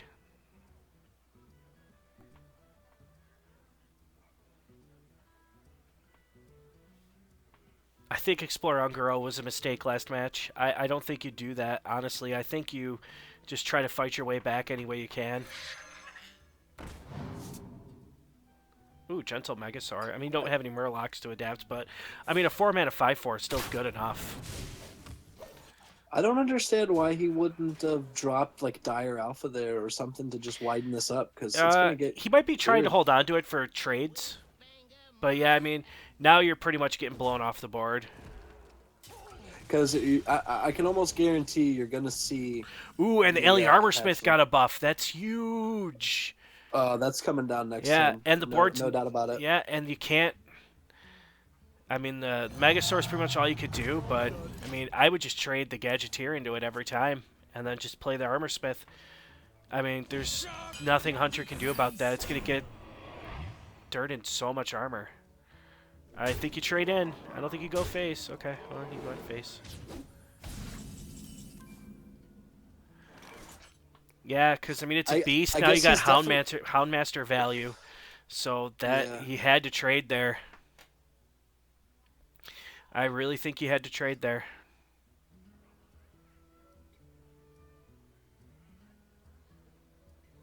What to do? Yeah, it feels bad. But I know for a fact that Durden hates Hunter, so he might just not be familiar with Hunter cards. He absolutely hates the class. I think you just clean it up. You got enough value. You play your hatchling and you just clean it up. Yeah, I would agree with that. No, you keep that around, dude. He's really Durden. he values that Gadgeteer a lot. And I don't know if that's necessarily the right play. I mean, I see where it's coming from. He's got a bunch of big stuff in his hand, and the bigger they get, the better. Because once that Primordial Drake drops, for Durden, it's going to be really, really hard for Spartan to deal with that. Yeah, but we got the high Already main. this 5-8. The high main's coming down, and it's gonna get dealt with actually pretty well. You're gonna smack it with the 5-8, then you could value trade one of the hyenas off with the 4-3. So I mean, there's a lot of good value there. Don't do it. Don't do it. Do not No balls. do not No balls. do not explore on girl again, please. No balls. No balls. You could be so far ahead here. I think you just armor and then clear the board up as best you can. What now? I don't see a problem here with trading in that hatchling and then taking out one of those hyenas with your gadgeteer here. Yeah, I think this is a good play from Durden. And now you're kind of putting him into. Oh, double buff. Oh. 8-12. Almost a Ysera stats there. It's a pretty good Misha. I think you Houndmaster the 2/2 to keep it around. I don't know. This is a weird play here. You get the clean trade no matter what. So what do you Houndmaster your 4/4 to keep it alive? No, I think he's going to save it for the Rat Pack, but he doesn't know that it's just going to get cleaned up. Now I think you bump it in with you bump the Gadgeteer into the 4/4 and you play the Drake, and then that's it. That's all you could really do.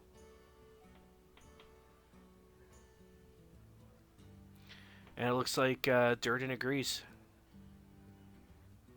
Yeah, I would play the regular Drake on this turn here, not the buffed one, just to bait out some cards. Maybe get rid of one of the. Kill the only thing that commands or punishes something that is like a quick shot. Ooh, that giant wasp is actually pretty good. Because it's going to cleanly answer. No, it's not, because he's got the other Drake. Never mind. So he's got to Houndmaster it. I wonder if he'll have a heads up enough read on that to Houndmaster it to keep it around.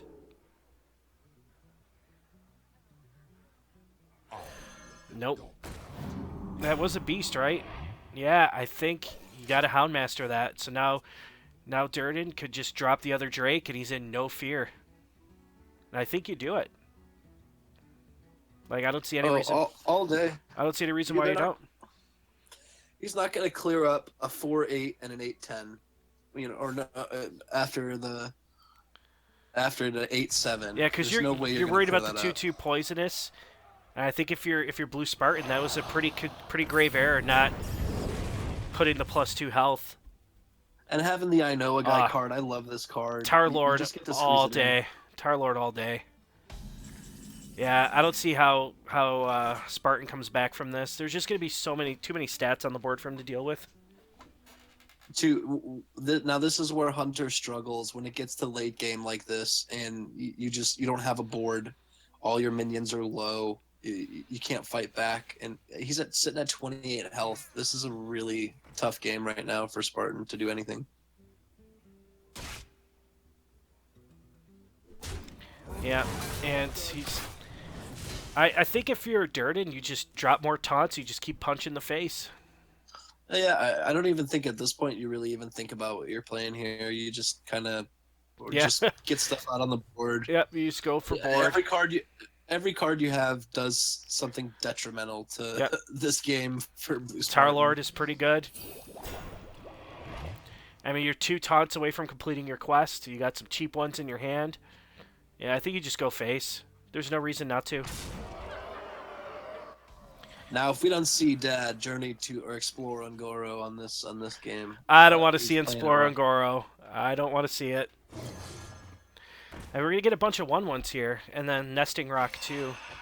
I mean, that's pretty good. But I mean, again, he's just gonna be able to trade right in, and he's gonna have his hero power soon. He's got 32, 31 health. I mean, he's not in any danger. The poisonous is huge, actually.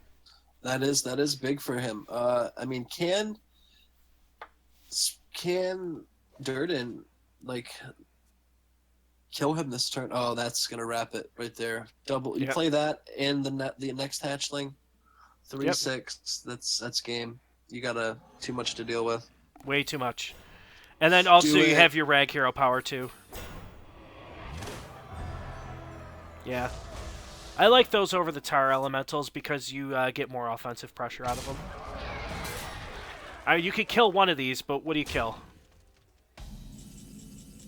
I don't think it really matters at this point. I mean, you're looking at 17 damage, and then if you kill the Tar Creeper, I mean, you're just on a clock with one card.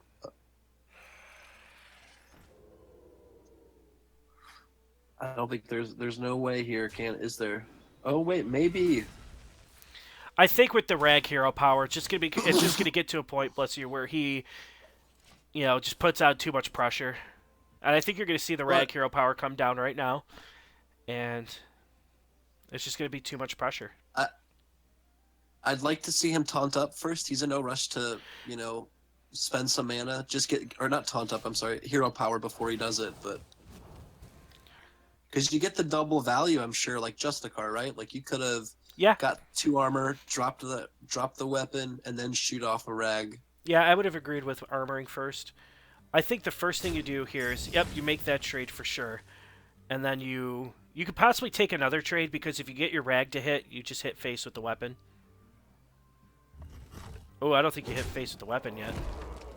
Oh, trade that. Don't go face. Get rid of don't that. go face. Oh.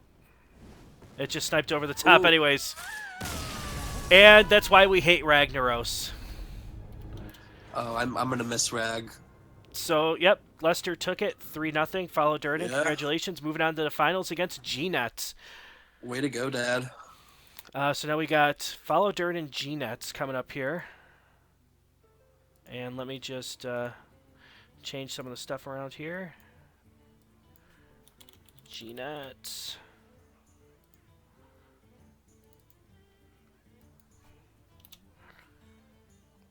All right, while they're getting set up, I'm going to take 2 seconds here to update this stream. Give me just a moment. So I'm pretty stoked. While Darkseid's gone, I'm pretty stoked here on the way this tournament turned out. It's a lot of fun to see what some of the great minds here in THL have come up with to get 15 cards in their deck. It's making for some weird play. Not so much AoE, so it's kind of looking like just an arena. I think Salt said it, just an amped up arena, but it's still a lot of fun. It kind of tests mechanics and, turns for how players think out their turns here. All right. Do we remember what the decks were for G-Nets? And we remember Durden's decks. G-Nets had the Murloc Shaman, yep. Another Paladin build as well, and he was running the Hunter. So I think this is a complete mirror. Yeah. So now, does this say what the best 3 classes were to bring in this tournament? I think Shaman was a pretty strong pick. Yep, I'm gonna let him know he's playing. Yep, you play Durden. Okay.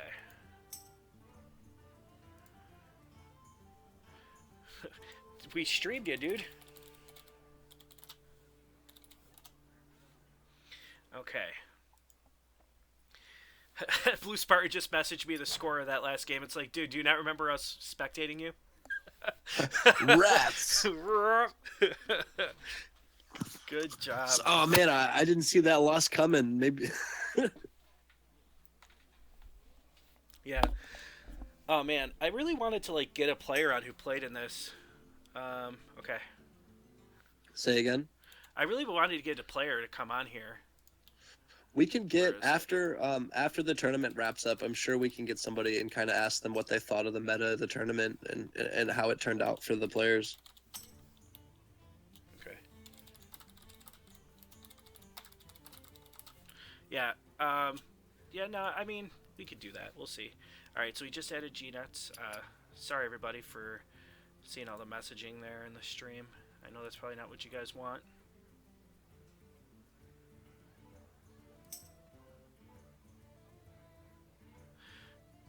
No.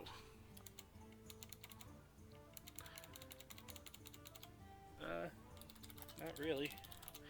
Alright. Alright, we're just waiting for this to start up here, and then we're good to go.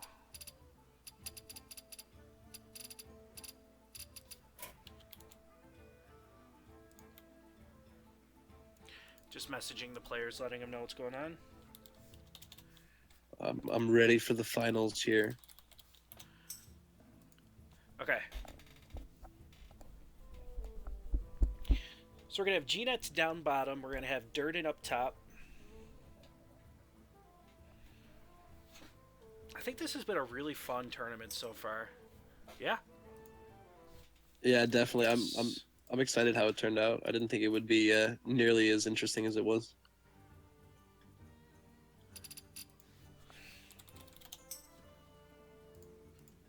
I think the 15 cards really changed the dynamic of it. 10 people still could have gotten away with some of the decks we're seeing You on, could have played meta on decks ladder. with 10 cards. I think so, too. Yeah. That's why I went with the 15 when I voted as well, because that's going to, bring out the extra, challenge part to the whole thing. So people were just animals, and they, here, I'll put the score in at 3-2 for this matchup here.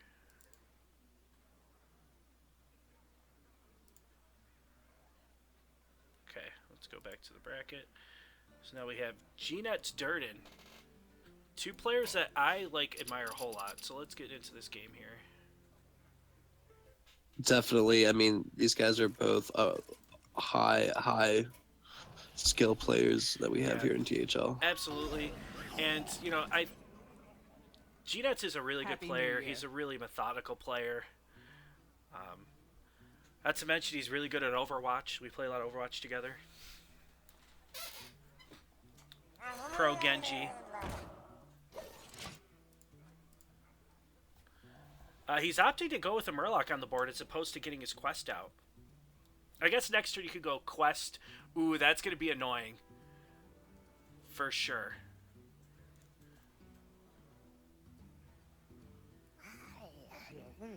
Does it still say 0-1 mana for you when you're spectating Durden right now? I lost you, Slime. Not yet.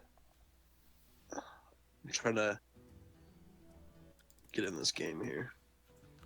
I think my, I think mine. You can hear me? Yeah, I can hear you. I think my spectators lagged because nothing's happening right now.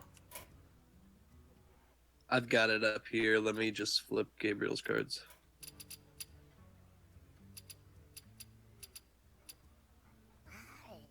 All right, yeah. So we've got G-Nets with the Murloc Shaman, like you said, and then Durden coming in with his elemental buff. I have to back out of the spectate. It was lagged. It was glitched. So hold on, I'm just getting back in. This is going to be a big turn. This double Primal Fin Totem he's going to plow through this quest so fast. Yeah, he's going to get there. And then this Murloc Tidecaller, I mean, it's going to die right away here to this True Silver. And even the Tar Creeper, but this is so much value here. Oh, this is yeah, awesome. he's going to get a huge buff on the...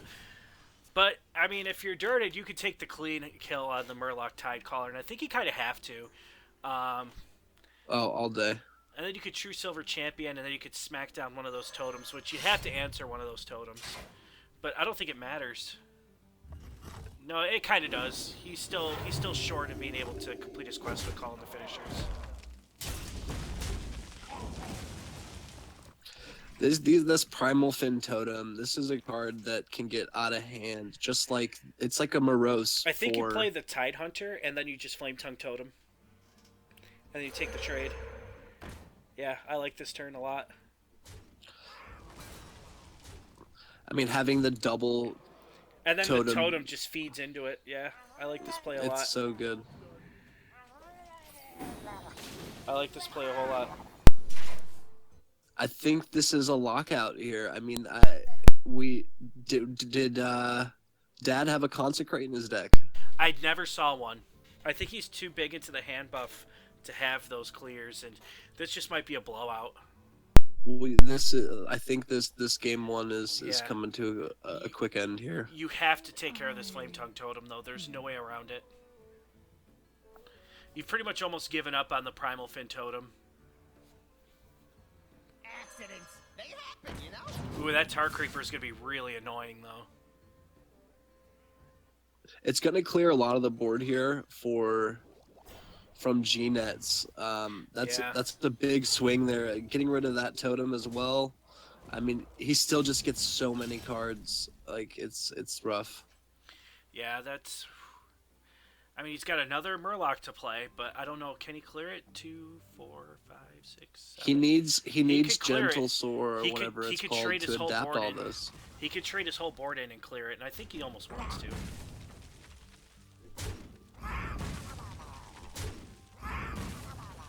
Oh, he's just going to call in the finishers. He definitely hit that quest quick. Yeah. And that's Megafin. We're gonna see Megafin. I'm almost positive next turn. Oh, absolutely. I don't see why you don't. The only reason you wouldn't is because you don't want to, like, overdraw. But, I mean, you're bound to hit a 1-mana Murloc.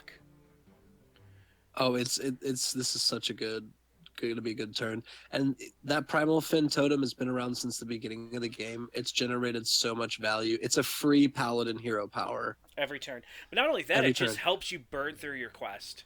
I mean, it's really... Options. You could kill it now, but it's already served its function, so... I mean, it just feels really bad killing it. But I think you Yeah, can... I mean, you get a tick for a Murloc every turn. I think if you're Lester or Dad or whatever we want to call him here, you want to play your Phoenix because you want to start taking Murlocs off the board. You need to make sure that he can't Megasaur and adapt these things into like +3 attack or +3 health or whatever he wants to give them, or Wind Fury, anything. It's gonna feel really bad here, but he's gotta start taking this stuff out. He's just going with a more wide board plan. But he I agrees agree with us. this. He agrees with us that you have to start getting Murlocs off the board for sure. Like this totem doesn't really matter right now. The value's there for him, but he's got other stuff to worry about that's coming, and it's getting tough. Oh, Ooh. Oh god, that's a nasty. Well, I was spectating G-Nets on ladder earlier, and he hit one of the Megafins that gave him 2 Finjas. It was absolutely sickening. And this is a pretty good hand. I mean, it gives you a Finja, the best Murloc in the game. It gives you a War Leader. It gave you Cold Light, the Cold Light Seer to just like infinitely buff up your Murlocs. I mean, do you see this Murloc deck? So every single minion on the field and in his hand is Murlocs right now. He's the Murloc Shaman, and now his hero power summons a Murloc. the little hand Murloc, silver hand Murlocs. The like, little this cute is, Murloc. The Ultra Murloc deck has been born. The only thing that's not a Murloc is the totem. To be sure. But it looks like one, so it counts. I think you like to War Leader here. Just start pushing damage. You know, you could clean up the board with a War Leader. Keep the War Leader around. I mean, why the hell not?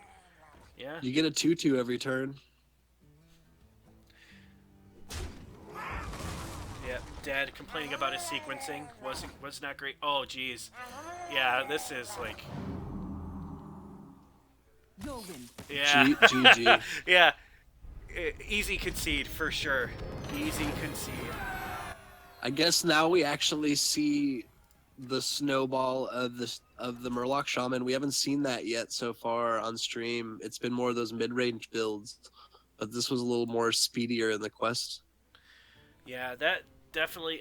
Me and G-Nets have been playing the same Murloc Shaman build on ladder for a couple of days now, and like the first day, like I just was like 10-0 with it. And I think it was like 10-2, and then I was like, I got bored and wanted to play other decks, and then I just like went on a big losing streak. But like the deck is powerful. It's really powerful.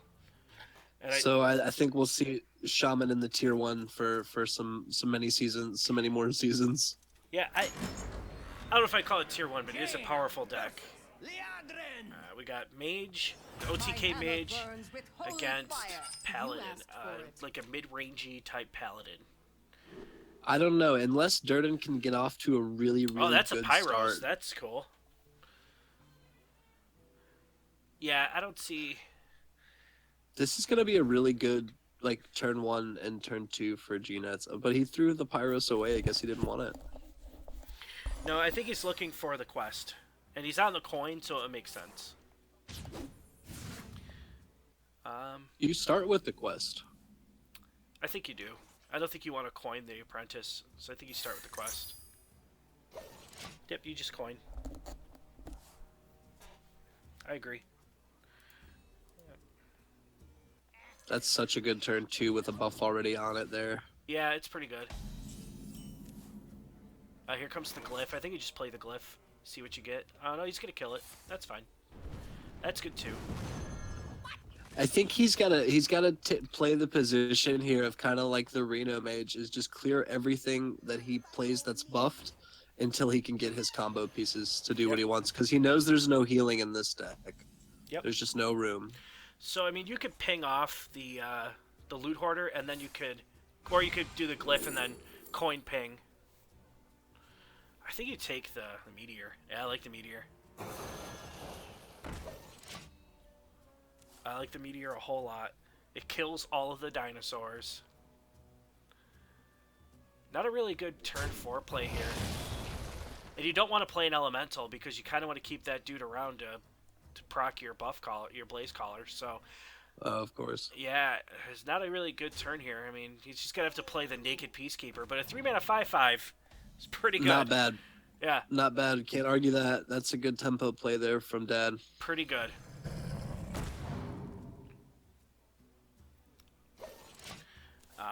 I kind of like the buff here. You play the Grime Street Enforcer. You get a 6/6 on the board. You trade in your little dudes. Proper sequencing, drawing first, like it. Did it right this time. Yes. This just looks really, really good for Durden. He's just gonna curve out solidly, but next turn he's gonna have a weird play depending on what happens here. I just had to send him a message to let him know I was happy with his sequencing. Yeah, but G-Nets had a pretty good... Oh, you know what's good about This is these a flame great- geysers from those Steam Surgers is they count as spells not in your deck. That's pretty good. Yeah. The Steam Surgers. G-Net's finding a pretty Good answers. not only that, it's a pretty good solution to the 15 card problem. So you want to be able to hit your win condition, which is your Tony, You're your out Apprentice. of deck spells. Yeah, and he's just like, okay, I'll put in the elementals and I'll put in this Steam Surger. It gives me a Flame Geyser that wasn't in my deck. It's a pretty good workaround to the problem. I gotta applaud that. I mean, he's just gonna curve out here. The Blaze Caller on 7 is really good, but there's no need to waste the proc with the 2/3. I mean, just save it. Yeah. You've got time right now. I mean, a 7-mana 6/6, is that good enough? I don't know. It's a 7-mana 7/7 right now. It's been buffed. Yeah, it's been buffed. Is that good enough? I mean, it's Dr. Boom without the boom bots. With the boom bots that guarantee 5, or one guaranteed to give you a high roll. Yeah, but he's not gonna. He doesn't get procced, so I don't know if you play it. Like, yeah, I think you just play the Phoenix and start cleaning up the board a little bit. Yeah, there's nothing. I mean, you get your elemental squeezed off. You get to clear this up. Ooh, that's a good polymorph.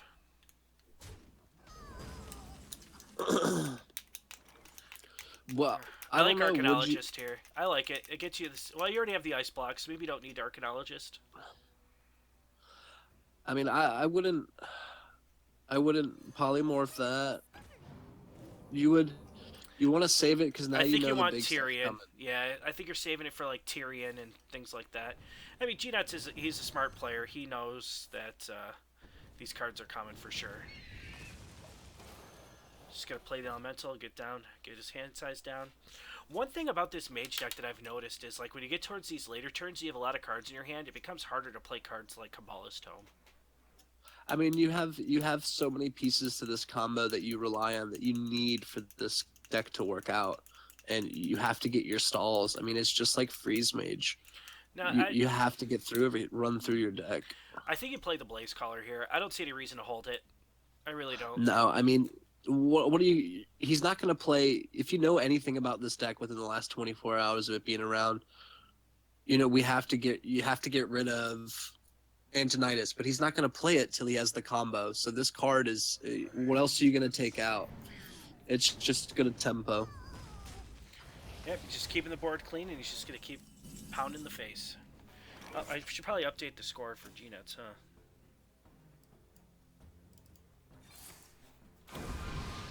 Sorry about that. Yeah, now's a good time for the polymorph to come out. Yeah, I agree. That you can't sit on that any longer. I mean, it'd be nice if you could hit Tyrion with that, but a 7/7 is just as scary. This is so good here as Yeah, well. there's- Another good turn. Just these powerful turns, but do you kind of want to hold back off on the board a little bit, knowing that a Doomsayer followed by some freezing effect can totally ruin your day? Like, I think maybe you play the Stone Shaper, but I think that's it. I think you just hold off on the Peacekeeper. Yeah, I'd be okay with not even really playing anything on this turn, just pushing some stuff here. I mean, if you're worried about that Frost Nova Doomsayer combo, I mean, you get something to reload, and then a 4/6 with Divine Shield is already annoying. Yep, looks like he's not scared. No, he's going in. Yeah, he's dropping the Elemental too. Well, maybe he's not. I mean, with the cards that G-Nets has in his hand, it's really likely for him to pull this Blizzard or this Frost Nova to clear this up. Yeah, he's got so many outs. Reporting for duty. Oh, here comes the Oh primordial no, he glyph. doesn't get it. But he could get it off the glyph. Yeah, he could. Nope, he gets No, the it's meteor. not there. So what's he go for here? I mean, is Arcane Explosion worth it? No, you clear not 3 really. damage. Yeah, you clear 3, but then you can also hit the Igneous Elemental with your ping. I don't know if it's worth it. I think Meteor might be the best pick, or Fireball. One of those two. Oh, he went with He the goes Arcane with it? Explosion. Oh, there it is with Doomsayer in hand. Yep, that's actually... Yeah, that's not bad. Didn't account for that. He could clear off the Sunwalker, too. There it is, yeah. A 4/6 and a 3/2 doesn't look so bad right now. I mean, you've got limited health, but here comes Doomsayer to soak it up. Yeah, Doomsayer's basically gonna heal 7 damage. Time runs out on me. Oh, G-Nuts is thinking about maybe putting up the Ice Block, because you know he can't pop you this turn. I think that's a good play as well, but I like this better. Kind of divert the attention away for a minute. Your Thalnos is up. You can cycle it later. Yep. Yeah, you could cycle the Thalnos next turn to try to find some answers, but I mean, it's 2 mana, heal 7. I mean, that's not bad.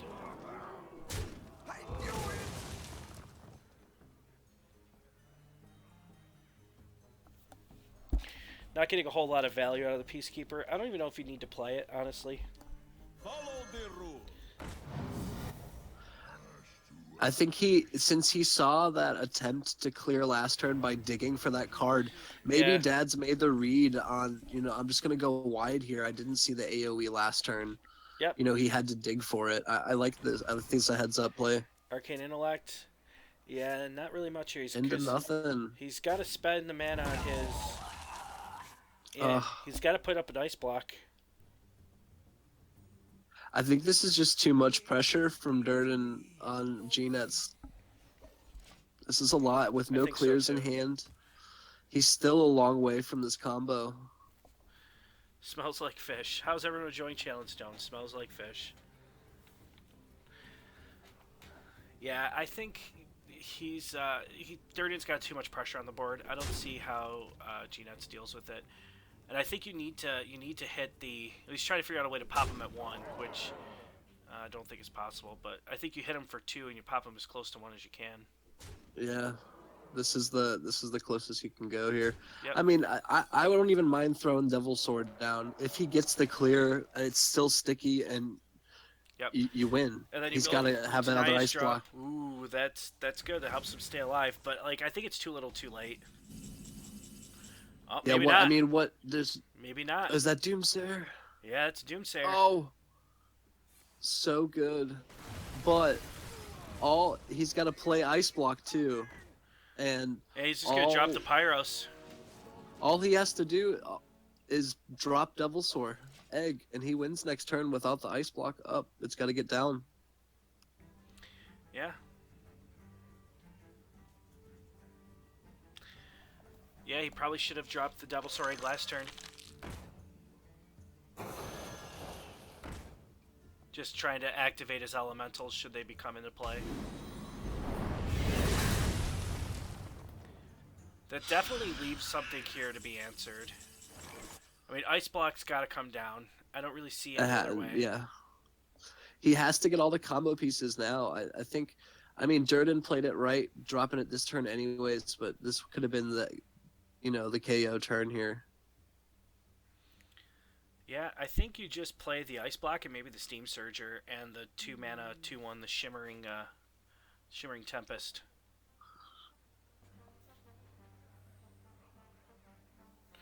Yeah, Trigger Me Biscuits. Blue Spartan had the best decks. That's why I wanted him on stream. Oh, here comes the Tony.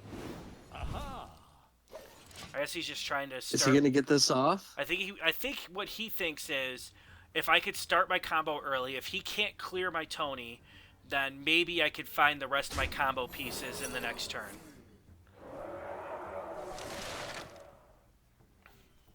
Because G-Net's only has 6 cards left. He's just going for the Hail Mary play.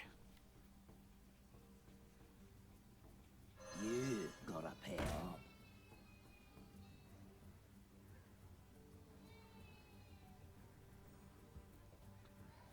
Because if he can find the Apprentice, Reflection, I don't know. It seems like a lot to ask for, but It could work. I mean, this is your only win. This is your only line out to win this game right now. So you have to take it. yeah. And then Durden just going wide on the board, just trying to get as much things to stick as possible. There's one Reflection. I mean, can he get there? How many spells does he have to cast? He's got to cast the Fireball, so can he do it? Does he have enough mana for Reflection, Fireball, plus skip a turn spell? I don't think so. He might. I think he's counting. I think he does. If he doesn't, he would have conceded already. I think he does. So it's going to go to 2.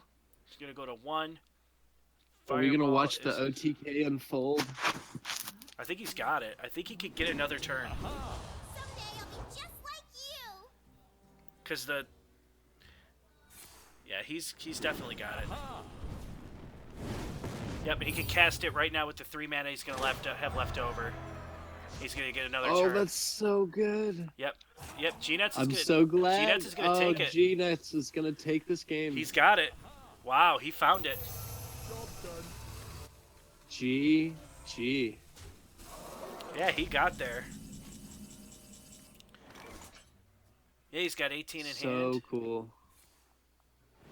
Someday I'll be just like you. Yeah, he's just gonna burn him. G-Net's up 2-0. That was really well played by Way to G-Nets. go. This is a high level of play here on G-Nets for a deck that's only been out for 24 hours. That was really. Well, G-Nets is a on that. huge fan of Freeze Mage. So this is basically Freeze Mage, right? It's the next best thing. Okay. 2-0 with G-Nets here. I think with Lester, Dad, Durden, whatever we're calling him, he had the opportunity to drop the Devilsaur into the I lost my train of thought. I'm sorry.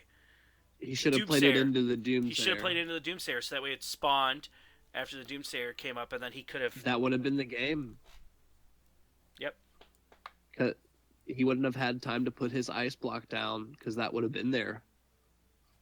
And that would have been rough. But I mean, that was awesome to watch that combo go out. Yeah. No, and G-Nuts, he knows what he's doing with Freeze Mage. He freezed at the right times. He bought himself turns. That's basically all you can ask for is, like, just buy yourself turns. Now from this matchup that we saw earlier in the tournament today, this Paladin list kind of rolled over this Control Warrior list, did it not? Yeah, it kind of did. And I would expect it to do the same again here. And I think you tossed. Thank you. Toss Explore Unguro. You don't want to explore Unguro. Just no. You know the places in Unguro you want to go to. You don't really want to explore what you haven't found out yet. So Not yet. No. skip. No, don't do it. He did turn it. I was really considering running with the choose your own path on turn 2. Please don't. Please don't. You know he's going to watch these VODs. He's going to hear us going like, no, throw that card away.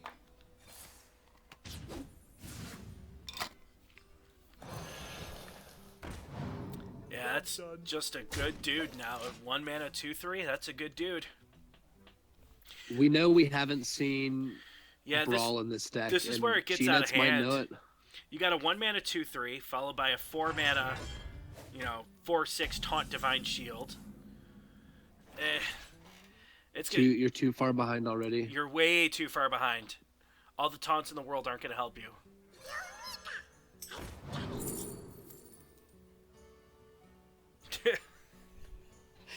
Darn it, focus.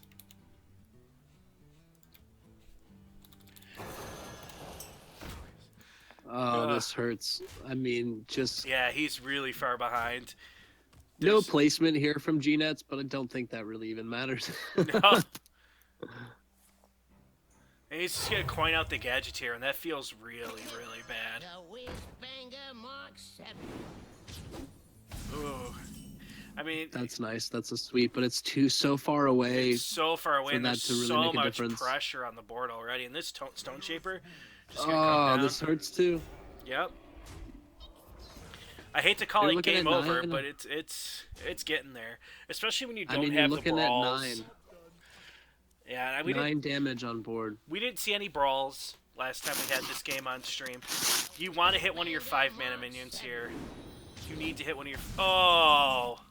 Ouch. Oh, that hurts. That really hurts. I think G-Nuts just gonna take the sweep here. I mean, this is 13 damage. Yeah. It's pretty rough. But, I mean, if you're going to get back in it, this is where you get back in it. But he's got so many taunts that he could put down. He's got the Armor Smiths. Ravaging Ghoul doesn't help you. War X doesn't help you. You got to start throwing down taunts. Let's go. Got to start getting going. I like the Armor Smith. Adds some survivability. I mean, I It's think good you got the. You're gonna play Ornery. I think next you're gonna turn, play this. no doubt I about think it. you're playing the Steed on this. I think you play it, and then you just start swinging in, or do you play the Phoenix? No, I think you play the Steed right on the Divine Shield. Yep.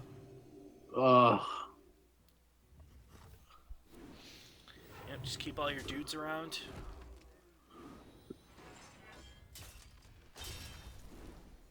No, I don't agree with this play very much from Well- G-Nuts. I would have just taken the shield. I mean, if you're G-Nuts, you want to keep the Divine Shield on this dude because you know Yeah. he's got the Primordial Drakes and he's got other things. So, I don't know. I kind of like that. Okay, now what does he do here with? Divine Ooh. Shield. You take your Divine Yeah. Shield every time. But then again, he's got the Peacekeeper followed by the Phoenix. Or he can even Phoenix and then our True Silver Champion. But yeah, that's going to hurt. That's gonna hurt. Yeah. Yeah, that's going to hurt. This is. And he's going to Phoenix. Or is he going to True Silver? No, he's just going to Phoenix. This is good. This is so good. I mean, those board's so wide and it's so commanding. I mean, he's at 12 health. Like this is over for the most part here. Yeah. Next turn he can play Armor Smith and Hero Power, but it just dies. Yeah. I mean, he needs to come up with an execute like quick. King Bosch, that's not going to help.